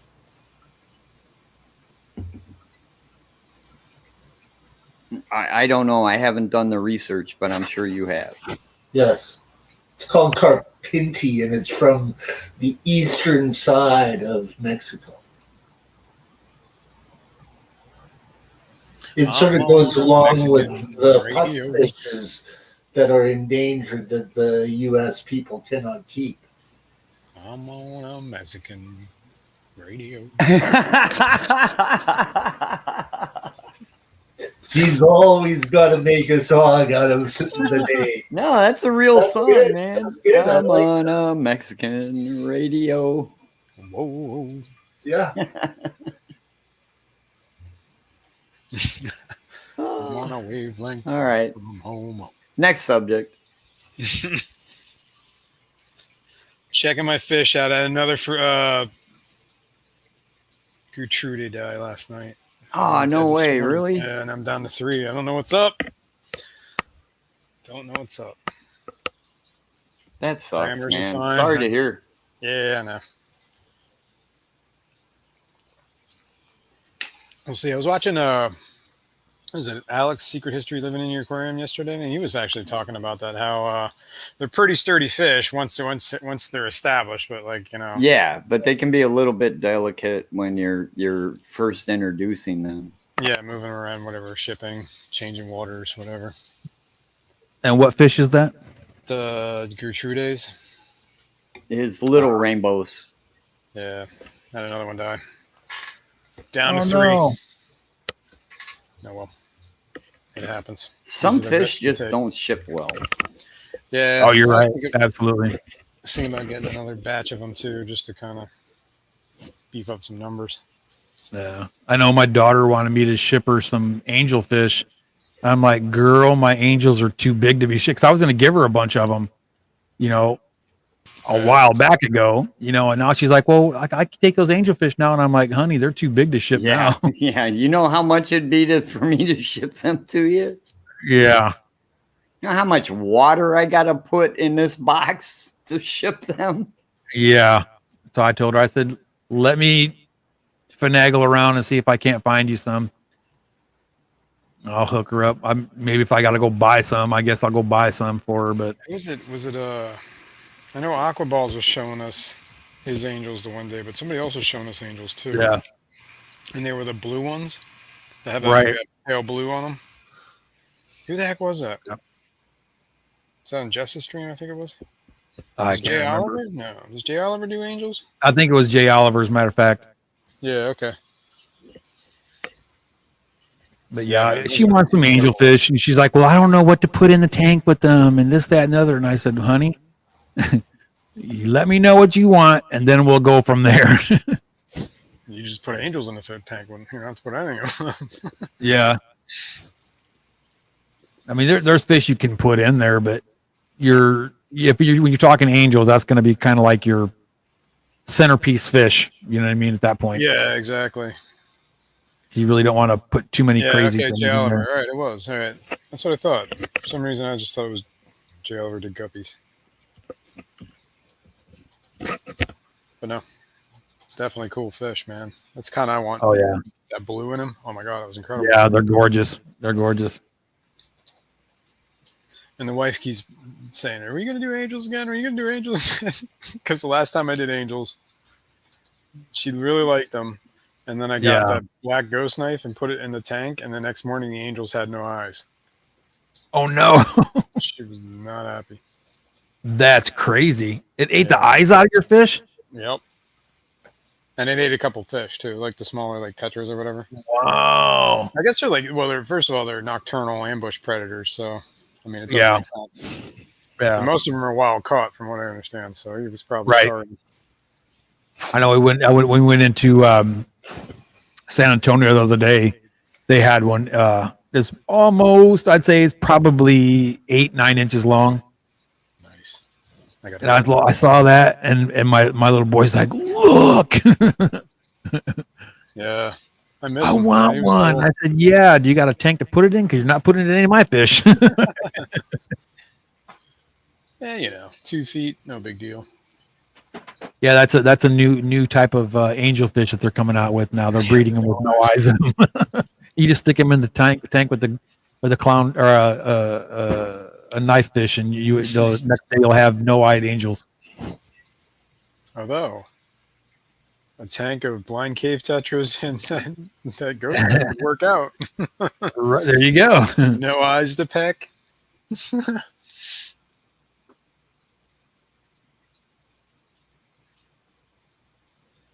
Yeah.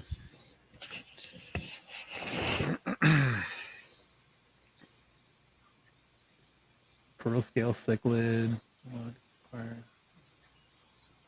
Canary Islands of Spain. Oh wow. Interesting, Chewy. I'm on a Mexican That's a pretty fish. radio.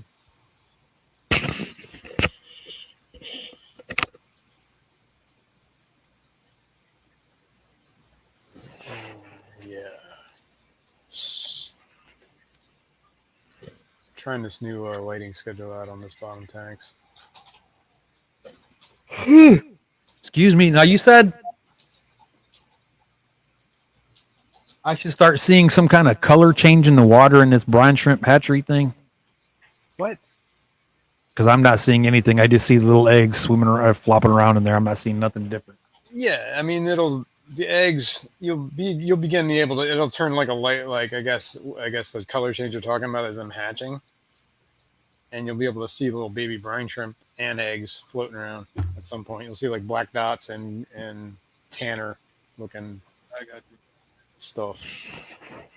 And if you could stop the air for a minute and actually look, and then you could see them moving around and see how much is hatched and how much hasn't. Right. It's Exactly. kinda Just stop the air and you'll see what you got.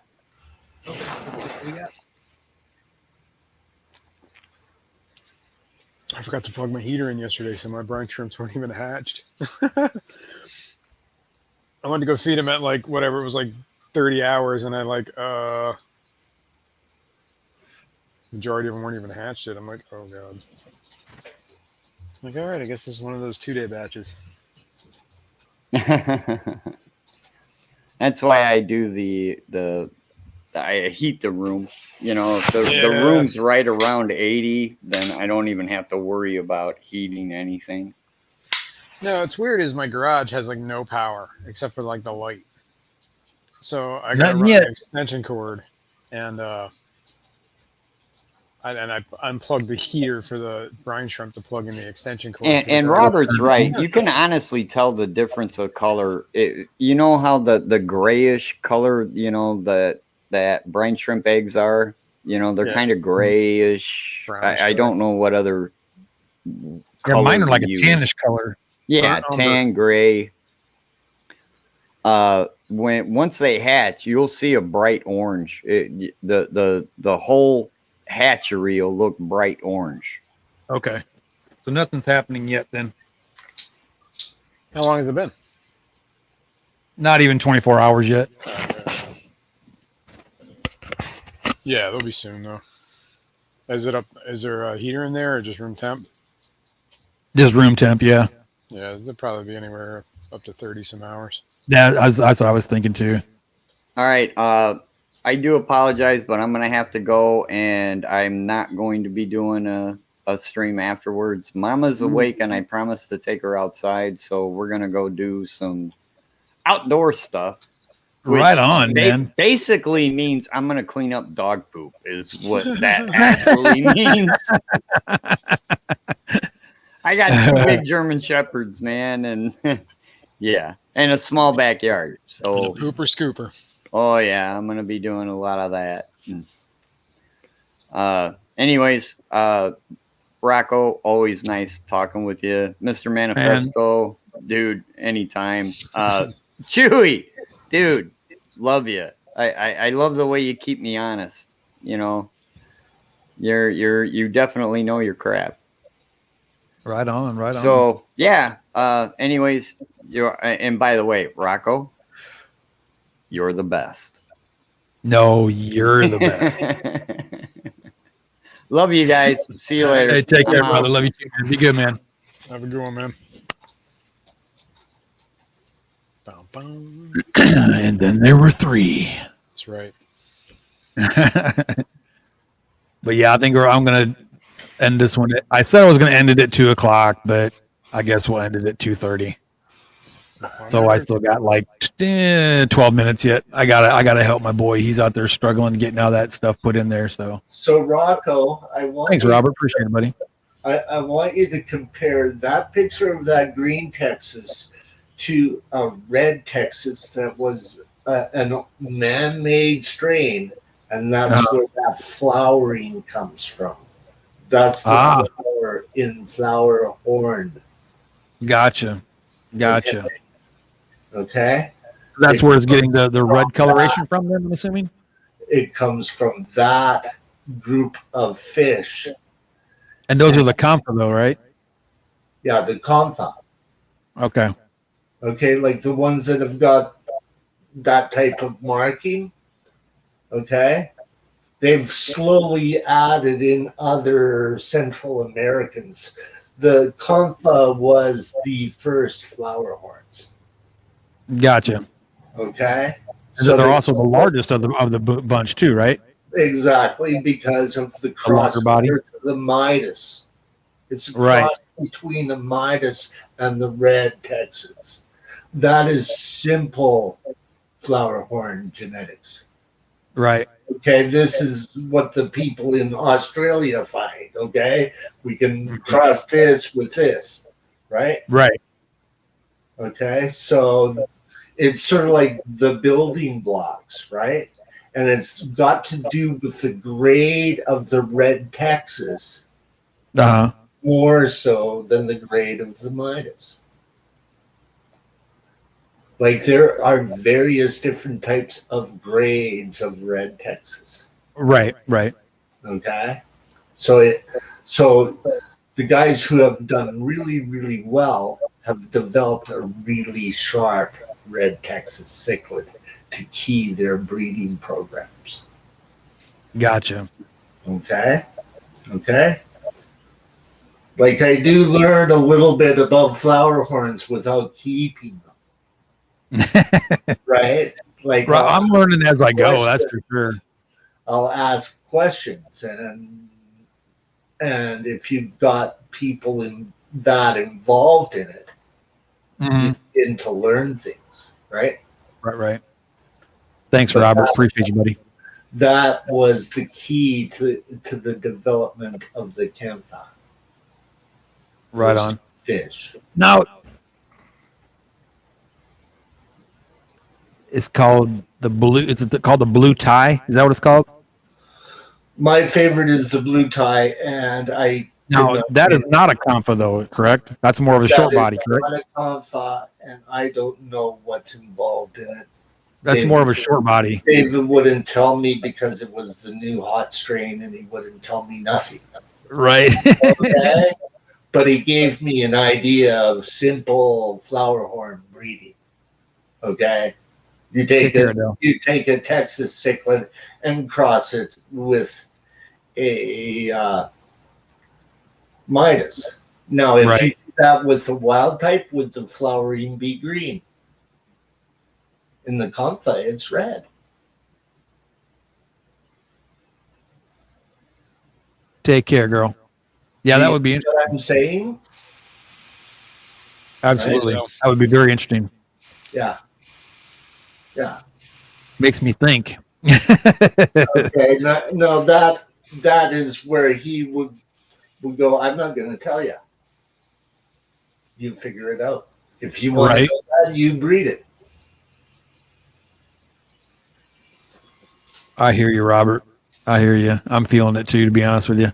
I think it's the weather, bro.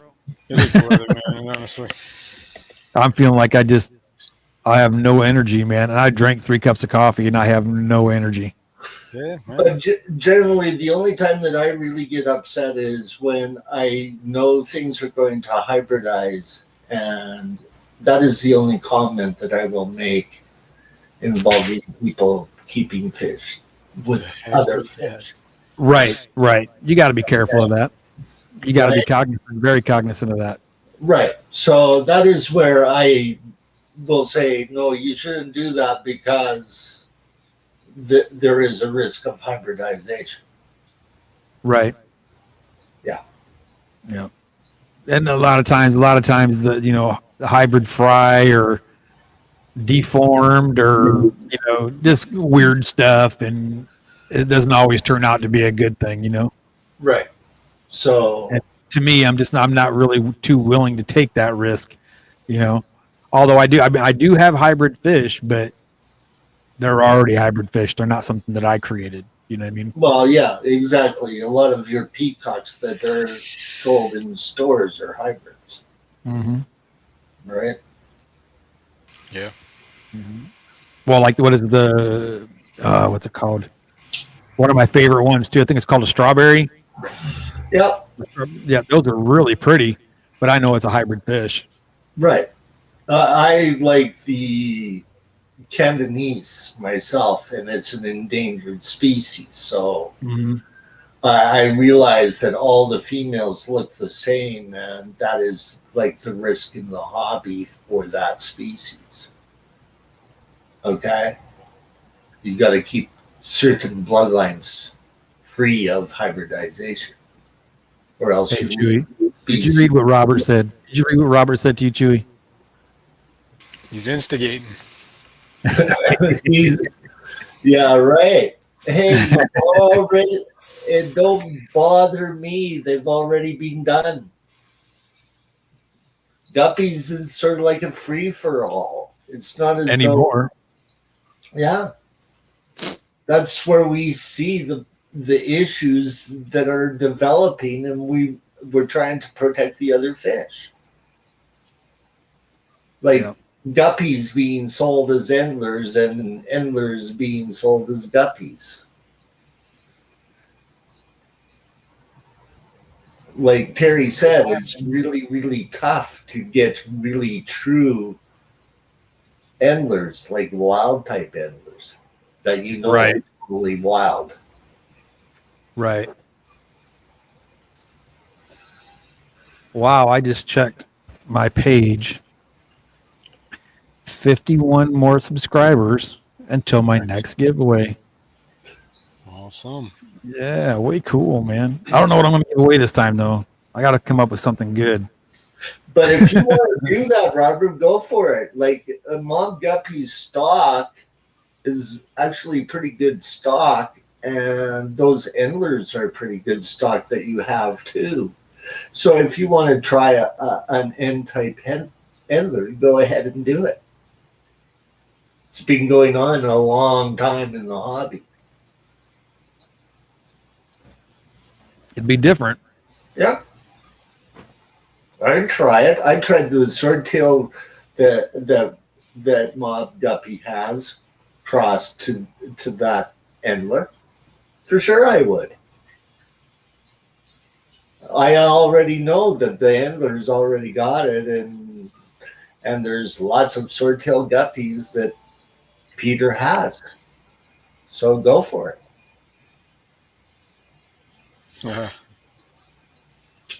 Sending the new guy out tomorrow. Train. And he's one of those guys that's a fish guy. Again? You're trying to Yeah, mess that same guy. trying. You send them out like whatever, different to see different stuff. But Oh, I I'm can a see me big and my boy Duffy gonna and get to do it Ember again. guy, so it didn't work. Roger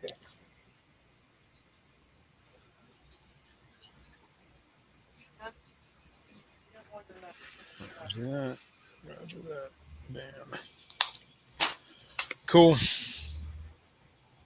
So you got the wild type, don't you, Mr. Manifesto? Endlers, yes. Yes, I do. Yes.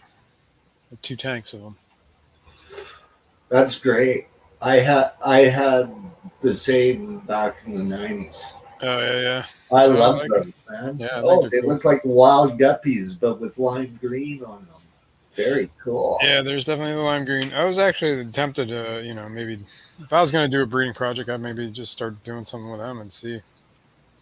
Like a Well, I had a wild bubble guppy, out. like a mutt guppy kind of wild guppy type of thing in my tanks, where they were just all clear-tailed guppies with round tails. It was Right. actually quite fascinating, the type of body markings on each of them that would show up. Yeah. That's what I found interesting with the Endlers too, where Yeah, that just sometimes, green like, lime spotting appears. that Sometimes it's like, occasionally wow. there's one that comes out that's got like this really cool blue to it. I'm just like, wow, look at that guy. He'd be cool. Snag him, But throw him in a tank. genetics in even just strain development in Endlers have gone a long ways with the guys that have been doing it without crossing it to a guppy.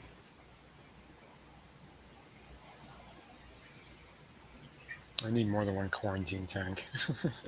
It's taking too long for stuff to get out of the tank so I can get more stuff. Stephen P, if you are in here, I just want to say thank you for subscribing. That was very cool of you, man. Appreciate you. I got a new subscriber on Degenerate today. It was S. Right on. You got S. me today too. I subscribed to you today too. Did you? I didn't see that notification. That's all right. I don't But I need was nothing. driving. No, that's What, cool. you got a new channel? Degenerate Fish Keeper. Here. You got a new channel, Mr. Manifesto? That's where I've been putting all my content. Oh, okay. Hey, Look at can that, I you do have post new in stuff. chat so I can see it? Yep. I'm gonna get there right now. Where are you? Go to my home. Where you go to your home? S says, "Oh no, I got to unsub." Yep. How do I get my link to my own freaking thing? Oh, I guess it's right here. Oh, that's cool, Robert. There we go.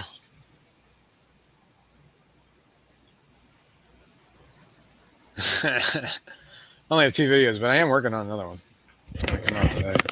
Man, the thing of it is, you know what? I have a bunch of content that I have to put out, but I don't have editing software that works. So I got to man, $30 Vegas Pro 16 if it's still there.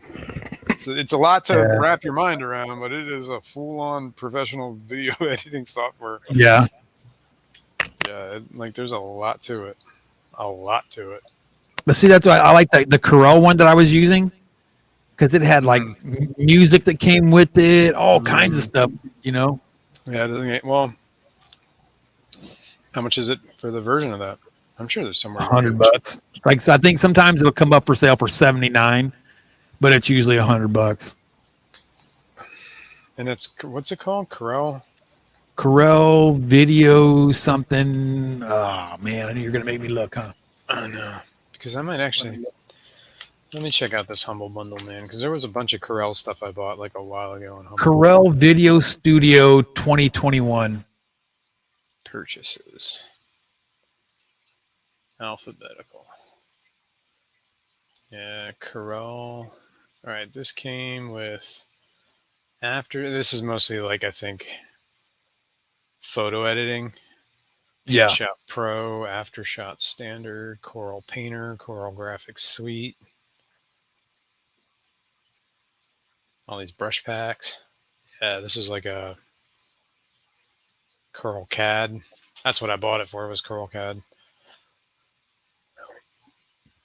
Coral Painter. Yeah, there's no video editing in that one. I wonder if they. Let me see. Coral.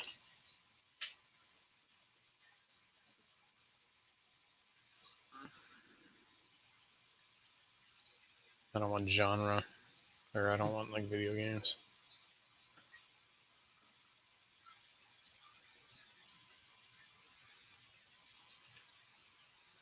Yeah, I don't know. I don't see anything on sale right now, but they do. At least not for that. Yeah, but I like I said, I had the free version of it for a while. You know, you got it free for a month. Yeah, it only lasts for so long. Right. But man, I tell you what, I just clicked with that program. I was like, boom, boom, boom, boom, boom, boom. I knew how to do, and I was learning more and more as I went too. Yeah, well, that's the thing, man. Once you get used to it, it's kind of hard to get away. Yeah. Yeah. Besides the Vegas suite. Oh, okay. That's all we got, son? That's your mom. That's me. Yeah, it doesn't look like they have any that's a bill. Too much software available at this moment.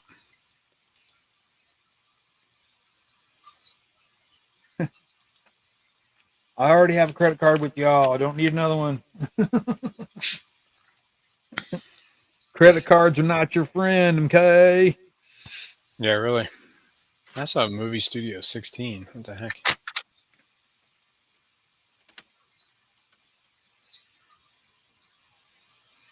Oh well. But yeah, I've been learning this Vegas Pro stuff, and it's there's a lot to it. Yeah, so now on that Vegas Pro, does it have like where you can add music and all that stuff to it? Oh yeah. And it comes with music with it already? It has music loaded? No, I don't think it comes with anything other than the stuff. Okay. Yeah, because that's what I liked about the Corel one, because it came with music sampling and all kinds of stuff, man. I mean, it was cool. I mean, some of my old videos, you can see where I had added music and flashed up a little banner thing and all this stuff. It was really cool. Yeah, well, I mean, not to like those are the videos I have on the Degenerates channel, but I put those together using this software. And, I'll have to check it out then. I'll check it out. It's got, simple transitions, audio, right?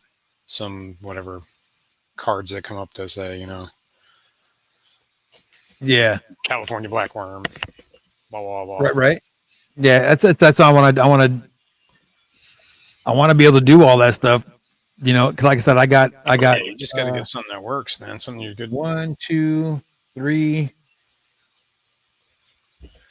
4. I got like probably 6 or 7 videos that I have to do. I mean, I necessarily have to do because I spoke with these people and got product from them. And I told them, I said, it's going to be a while because I want to give it a trial run, a month or 2. And then, I'll post videos about it, and it's getting close. Yeah, right. You're getting into the wire. Yeah. So it's like, I gotta sell some more t-shirts. Yeah. Either break down and get that software and get the full version of it, and then you got it. Oh, yeah. You're good to go forever. You know what I mean? Exactly. Or learn something else. Exactly. That's I really don't want to do that. Yeah, exactly. It's either way. You got to bite a bullet. You either got to sit down and try and wrap your mind around something. And I'm like, I was struggling I did just a lot of Google and how do I do this in Vegas Pro 16? How do I do this in Vegas Pro 16? Right. And I still don't know what the hell I'm doing, but at least I got some. Get to a point where I can like put a video together, at least somewhat. Right. So right now I'm about $65 away from buying it. That's if it's $100. I got $43 in my in your Teespring thing. Yeah, my little funds on my Teespring. So yeah. Well, it's $43. That's $43 I didn't have earlier. You know what I mean? Yeah, I was gonna say. I'm not complaining a bit. The Santa Maria Endlers, man. I keep hearing people talk about it. I've seen them. Oh, they're pretty. They're pretty. Cool. They're definitely They're cool. very pretty. Not cheap. I have the yellow tiger antlers is what I have. Mm. And they're not spectacular. They're just yellow and black, and they're pretty, you know? Yeah, that's cool. That's cool, too. I dig them. That's all that matters, man. Right on. I need some fish for that tank. I want to order a Suck It Pleco shirt, but Jenny I have Lynn. priorities. Where's Oh. Jenny Lynn? Hey, how you, girl? Good to see you. Patrick has the LT Grays. Right on. Those are neat too. Definitely.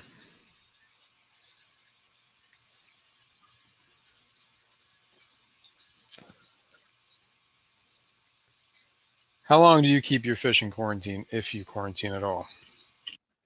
Me? I keep mine for roughly, depending really, I like to keep them in there at least 3 weeks to a month. Okay. That's usually what I do. I was hoping you would tell me like a week and you're good, and then be like, oh, well, maybe I can get away with it. No. I wish it was only that long, I'll be honest with you. I know. But yeah, Just I'll wanna clear out keep my them there for a little Yeah, while. that's okay. It'll be 2 weeks this weekend, I believe, that I've had these chili raspberries in the quarantine. Gotcha. I just wanted to get I wanted to get a bigger school of them. I only had like 9, and I got like 14 more, so I should have 20. What is that? 28? No. Why can't I do math? 23. 9 plus 14. 23. That's probably way wrong. 9? No. Yeah. Why can't I do math right now? 14, 9, I do 23. not know, Is that sir. right? I think that's right. Somebody let me know if my math is right. Can't figure this out. Wow.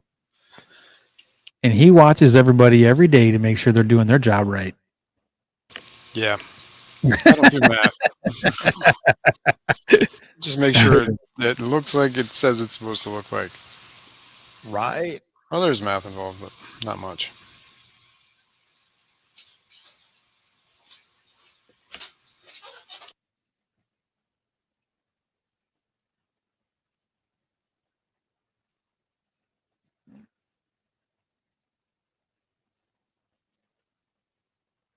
There we go.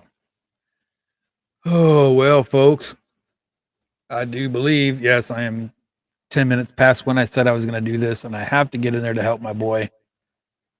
I have some green Hulk guppies as well for me. Really? Green Hulk guppies? I don't think I've ever seen one of those. Yeah, I don't think I Did have I either. just like freeze up real bad? No, I see you. Oh, Hear okay. you. I froze up on my end. Yeah. But yeah, I'd like to see those. A green Hulk guppy. That's right, Patrick. Wow. I Radio gotta VC. Google that.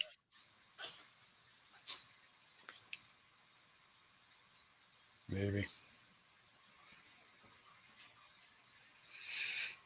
Wow, those are cool. See, that's the biggest problem I'm having right now is finding music for videos, right? Other than like the free Right. stuff you can find on YouTube, which is all like, Well, yeah, see, that's why when I was talking about that Corel program, it came with a bunch of free stuff and some good stuff. yeah. Don't get them mad. You won't like them when they're mad. You won't like them when they're mad. Do, See, I'm looking at these and I'm seeing some of them are kind of bluish, but most of them, for the most part, are really cool green color.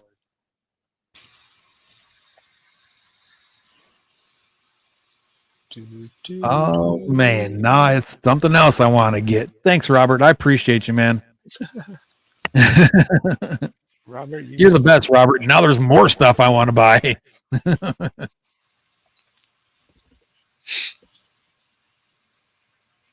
Damn it, Bobby. Damn it, Robert. What to tell you about showing me more guppies? Those are really cool, man. I really dig that. A green Hulk Moscow guppy. Beautiful. That's all I can say.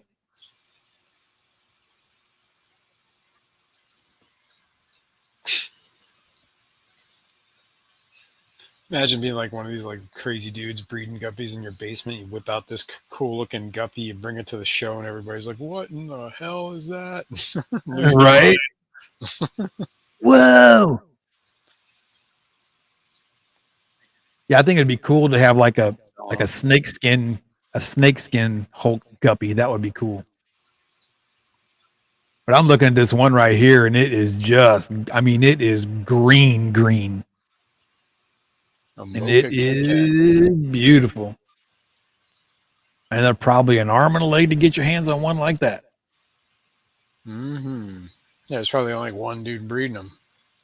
Probably. And it looks like he's out of the UK. That's where I see. And I mean, they're literally green. They're not blue. They're not black. They're green. But they're all out of the UK. Metal head, green cobra delta ribbon. Oh, there went that idea. Somebody already did it. The little yellow ribbon of Texas. Right.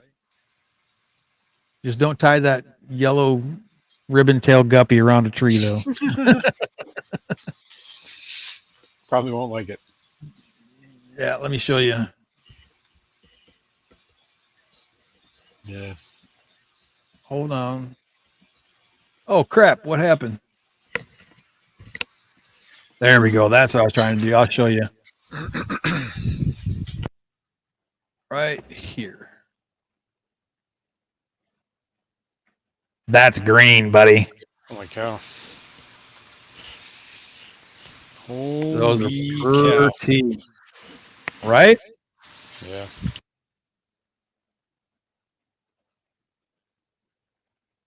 Those is pretty guppies, right? Sure. I like ye.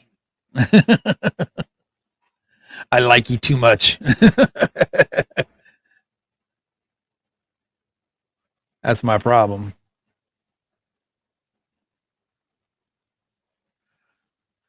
Oh, okay. And with that, folks, I must say I have to sign out because I really have to get in here to help my son carry these books out to the truck. I know, RB, right? I want some too. I'm sipping brine shrimp at the moment, so you're going to have to pick me off, man. I got to stop that. There we go. All right, folks. So with that being said, I'm going to go ahead and sign off for today. Mr. Manifesto, thanks for coming up, man. It's good to see you again. Yep. Thanks for having me. It's always a pleasure to see you, buddy. I hate to say it, but I don't really get enough time to chat with you much anymore, man. I know we both are pretty busy. But it's always a pleasure. Just even if it's just for a few minutes, it's great. Yeah. Everybody in chat, you guys are always number one. Trust me, you're the best ever.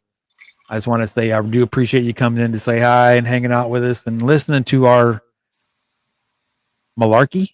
I guess we could call it that. Tomfoolery. Exactly. But again, thanks so much for coming by. You guys are the greatest. I'm sure I'll see y'all again tomorrow, if not later on tonight. But with that being said, guys, I'm going to dip. God bless and have a wonderful day. And you are the best. Don't ever forget it. Thanks, Rocko. Thanks, everyone. See you all later.